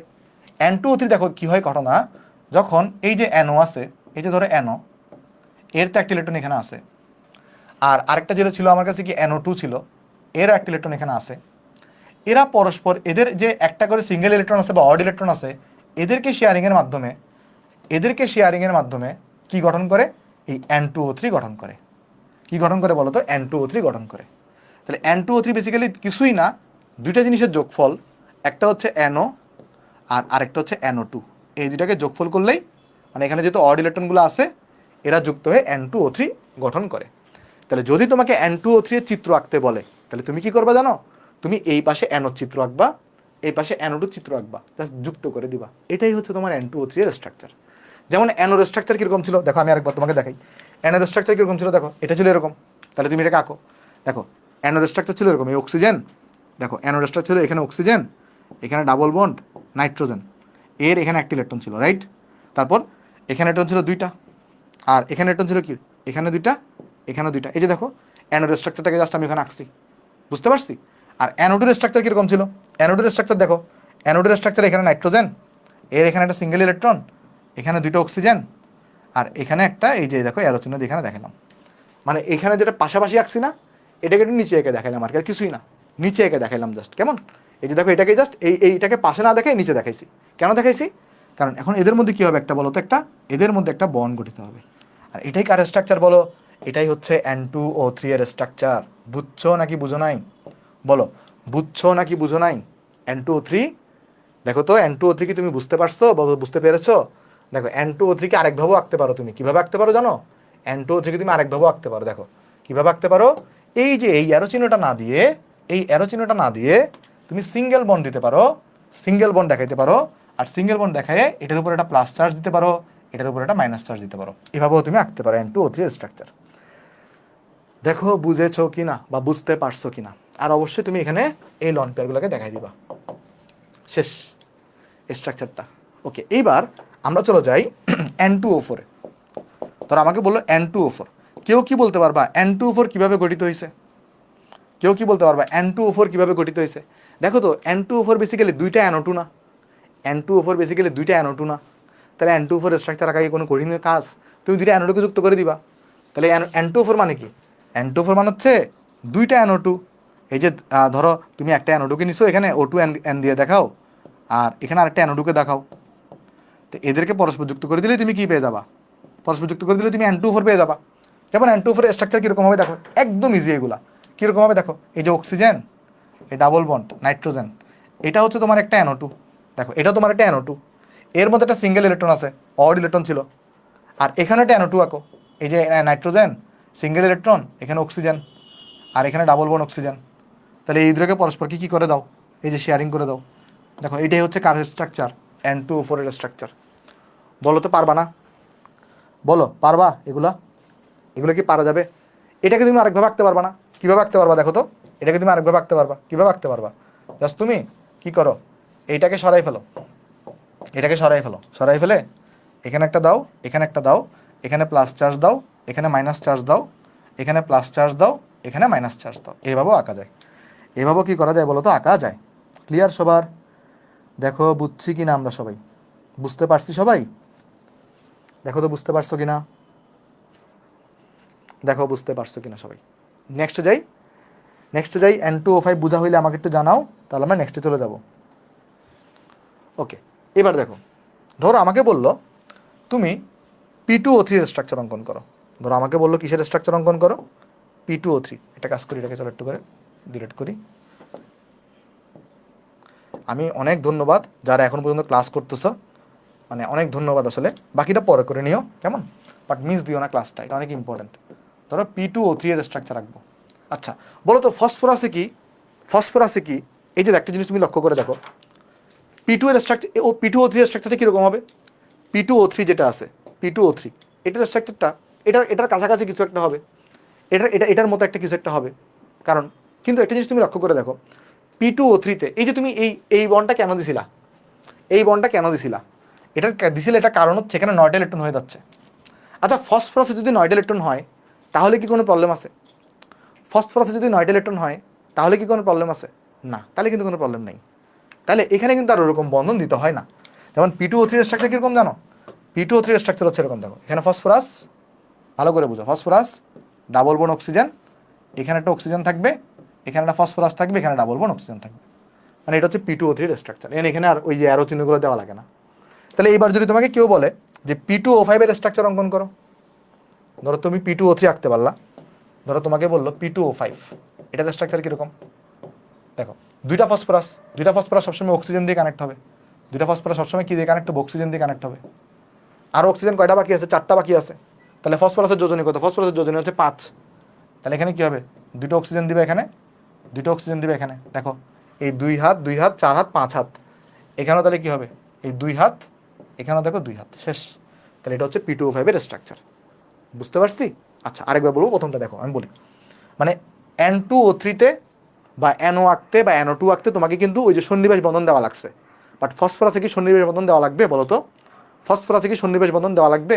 ফসফরাসে সন্নিবেশ বন্ধন দেওয়া লাগে না। কেন লাগে না? কারণ ফসফরাসে কিন্তু 8টার বেশি ইলেকট্রন থাকতে পারে। বুঝছো? এই জন্য কি হয়, P2O3 এর স্ট্রাকচারটা হবে এরকম যে তুমি একটা ফসফরাসকে দিবা, একটা সবসময় মনে রাখবা ফসফরাসের ক্ষেত্রে এটা অক্সিজেন দিয়ে যুক্ত হয়। ফসফরাস অক্সিজেন ফসফরাস এভাবে যুক্ত, একটু মনে রাখবে এটা, কেমন? একটু মনে রাখবা, তাহলে দেখবো তোমার লাইফ ইজি হয়ে গেছে। তাহলে P2O5 এর স্ট্রাকচার হচ্ছে আমাদের এটা। আচ্ছা এবার তোমাকে যদি কেউ আঁকতে বলে যে P4O6, ধরো তোমাকে কেউ আঁকতে বললো P4O6, এটা আঁকতে বললো, বলো তো একটু করে P4O6টা অ্যাকচুয়ালি এই যে 2P2O3 না? খেয়াল করে দেখো P4O6টা কি? P4O6টা বেসিক্যালি 2P2O3 না? বুঝছো? দেখো এই যে আমাদের যে P4O6 আছে, কি প্রশ্ন করছো? নাইট্রোজেনের নাইট্রেট, হ্যাঁ নাইট্রোজেন 9টা নিতে পারবে না, কিন্তু ফসফরাস 9টা নিতে পারবে। দেখো আমার যে P4O6 আছে এটা অ্যাকচুয়ালি কি 2P2O3। তাহলে দুইটা P2O3-কে জোড়া লাগিয়ে দিলে তুমি কি পেয়ে যাবা? P4O6 পেয়ে যাবা। দেখো বাট জোড়া লাগানোর একটা সিস্টেম আছে। দেখো P2O3-টাকে আমি এভাবে আঁকবো, দেখো এই যে একটা P2O3-কে আমি তাহলে এভাবে আঁকতে পারি, ফসফরাস অক্সিজেন, দেখো ফসফরাস, দেখো ভালো করে দেখে আসো, ফসফরাস অক্সিজেন ফসফরাস, এই একটা ডাবল বন্ড অক্সিজেনকে এখানে দেখাইলাম, ডাবল বন্ড অক্সিজেনকে এখানে দেখাইলাম। তাহলে এটা কার স্ট্রাকচার পাইছি? P2O3 এর স্ট্রাকচার পাইছি। আচ্ছা P2O3 এখানে কয়টা আছে? 2টা আছে। দেখো তার আরেকটা P2O3 কই থাকবে? এই ফসফরাস অক্সিজেন ফসফরাস। একটা কাজ করি, এইভাবে করে রাখি, একটু করে ইয়া করে রাখতেছি, এই ডিজাইন করে রাখতেছি। এটাও একটা দেখো P2O3, দেখো এটাও একটা P2O3, এটাও একটা P2O3। P2O3 গুলো কি বুঝতে পারছো? দেখো তো P2O3 গুলা দেখো একটু করে এটা মনে রাখবা আর কি, ফসফরাসের বেলা এটা মনে রাখবা যে ফসফরাসগুলা এই POP এভাবে কানেক্ট হয়, POP এভাবে কানেক্ট হয়, কেমন? একটু করে এটা মনে রাখবা। দেখো P4O6 এটা মানে কি দুইটা P2O3 এর যোগফল। তাহলে একটা P2O3-কে আমি এখানে আঁকলাম আর আরেকটা P2O3-কে আমি এখানে আঁকলাম। মানে এখানে কি হয়, এগুলোকে পাশাপাশি দেখাইছিলাম না? পাশাপাশি না দেখাই লম্বা লম্বা দেখাইছি। আশা করি বুঝতে পারছি। এটা কি বোঝা গেছে সবাই? একটু বলো তো ভাই কমেন্টে, এটা কি বুঝতে পারছো? আমি জানি অনেক বড় হয়ে যাচ্ছে ক্লাস, আর বেশিক্ষণ লাগবে না। ওকে, দেখো যদি বুঝে থাকো, এবার কি করতে হবে? P4O6 থেকে জোড়া লাগাইতে হবে। আচ্ছা বলো তো, জোড়া লাগানোর সময় কি করতে হয় জানো? ধরো কথার কথা, জোড়া লাগানোর সময় বন্ধন ভাঙতে হবে, তারপর জোড়া লাগাইতে হবে। যে কোনো কিছু যখন তুমি জোড়া লাগাবা, অক্সিজেনের তো যোজনী 2, তাহলে অলরেডি তো এখানে 2টা হাত এখানে তার ইউজ হয়ে গেছে, তাহলে এই 2টা হাত দিয়ে তুমি জোড়া লাগাইতে পারবা? বলো তো, এইখানে ধরো অক্সিজেনের যোজনী 2, তো 2টা হাত তো এখানে ক্যাপচার হয়ে আছে, তাহলে তুমি জোড়া লাগাইতে পারবা না। জোড়া লাগানোর জন্য তোমাকে একটা হাত ভাঙতে হবে। তাহলে হাত ভাঙলে কি হবে দেখো, আমি তোমাকে দেখাই হাত ভাঙলে কি হবে। এটাকে আমি এখানে দেখাচ্ছি, দেখো এই যে দেখো, ফসফরাস, অক্সিজেন, ফসফরাস, এখানে অক্সিজেন, এখানে অক্সিজেন ছিল, একটা করে হাত ভাঙছে, একটা করে হাত ওপেন হয়েছে, একটা করে হাত ওপেন হয়েছে। এর আগে কাকে ধরবে? ফসফরাসকে ধরবে, এই নিচের ফসফরাসকে ধরবে, নিচের ফসফরাস, নিচের অক্সিজেন, নিচের ফসফরাস, এই যে এই হাতটা গিয়ে এটাকে ধরবে, ক্যাপচার করছে। ঠিক আছে, দেখো বুঝছি কিনা? এতটুকু বুঝতে পারছি। এবার দেখো, এবার কিন্তু আরো দুটো জিনিস বাকি রয়ে গেছে। কি বাকি রয়ে গেছে এখানে? এই যে এর একটা অক্সিজেন আছে, এর আরেকটা অক্সিজেন আছে এখানে, এর অক্সিজেন গিয়ে ধরবে এই হাতটাকে, এই ফসফরাসকে, আর এখানে যে অক্সিজেন আছে, এই অক্সিজেনটা গিয়ে ধরবে এই ফসফরাসকে। দেখো বুঝছো কিনা? এটা হচ্ছে তোমার কার স্ট্রাকচার, এটা হচ্ছে তোমার P4O6 এর স্ট্রাকচার। এইটা বুঝছি? একটু কঠিন, একটু কঠিন। এগুলোকে জোড়া লাগাইতে হবে, এগুলোকে জোড়া লাগাইতে হবে। জোড়া লাগানোর কন্ডিশন হচ্ছে কি, একটা দেখো কিভাবে করছি দেখাই, কিভাবে করছি দেখাই। এই যে দেখো পিওপি ছিল, রাইট, ডাবল বোনও ছিল, ডাবল বোনকে ভাঙছি, এই অক্সিজেন পাইছি, অক্সিজেন ছিল এখানে, এটাকে এর সাথে জোড়া লাগাইছি, আবার এখানে অক্সিজেনটাকে জোড়া লাগাইছি এখানে, আর এই অক্সিজেনকে জোড়া লাগাইছি এখানে। তোমার এটা বাড়ি কাজ দিব। বাড়ি কাজটা কি জানো? তুমি তুমি হচ্ছে এই যে P4O10 নিজে আঁকবা, P4O10 এটাকে নিজে আঁকবা। কি করবা? জাস্ট এই দুটাকে জোড়া লাগাবা, আর কিছুই না। P4O10 নিজে নিজে আঁকবা, নিজে এঁকে দেখবা পারবা জিনিসটা। আর যদি না পারো, তুমি আমাকে জানাবা, অবশ্যই তুমি এটা পারবা যদি তুমি এটা বুঝে থাকো। আচ্ছা, ওকে, তাইলে আমাদের আজকে ক্লাস এতটুকুই। আরও কয়েকটা স্ট্রাকচার বাকি আছে আমাদের, এটা আমরা আগামী ক্লাসে দেখাবো। তবে আগামী ক্লাসটা দেখার আগে অবশ্যই অবশ্যই এই ক্লাসটা দেখে আসতে হবে। তবে আমাদের মেইন জিনিসপত্র শেষ, আমাদের মেইন জিনিসপত্র শেষ। আর যে স্ট্রাকচারগুলো বাকি আছে ওগুলোও খুব সোজা স্ট্রাকচার, ওগুলো মোটেও কোনো কঠিন স্ট্রাকচার না, ওগুলো দেখবে যে আরও সোজা জিনিস। কেমন? ওকে, ঠিক আছে। আরও মোটামুটি 10-15 মিনিট লাগবে, তো অনেকের একটু মানে ইয়া হয়ে যেতে পারে, সমস্যা কষ্ট হয়ে যেতে পারে, এই জন্য আজকে এতটুকুই থাক। আজকের লেকচার কেমন লাগছে তুমি জানাইতে পারো। নতুন কিছু পড়াবো না, এই যে লুইস ডট স্ট্রাকচারের টপিক সব শেষ, মানে সব ধরনের স্ট্রাকচার শেষ। জাস্ট তোমাকে আমি কিছু জিনিস ধরাই দিব, আর কিছু না, একটা প্র্যাকটিস করবো। মানে ব্যাপারটা হচ্ছে একটা আমরা প্র্যাকটিস করবো, আমাদের কিন্তু পড়া সব শেষ। কেমন? ওকে, আশা করি তোমরা এনজয় করছো আজকের লেকচারটা, নতুন কিছু শিখতে পারছো। তো দেখা হবে নেক্সট ক্লাস। আমাকে বলো, যা যা শিখাইছি, যে যোগগুলো, এখন তুমি যে কোনো যোগ দেখলে আঁকতে পারবা না? যে কোনো যোগ দেখলে তুমি আঁকতে পারবা না? যে কোনো যোগ যদি তুমি চোখে দেখো, তুমি আঁকতে পারবা না? আঁকতে পারবা, ডেফিনেটলি আঁকতে পারবা। যে কোনো যোগ তুমি যদি দেখো, আজকে ক্লাসটা যদি মনোযোগ দিয়ে করো, তাহলে যে কোনো যোগই তুমি আঁকতে পারবা। তাহলে সবাই ভালো থাকবা, দেখা হবে নেক্সট ক্লাসে। তাই তাহলে আসসালামু আলাইকুম।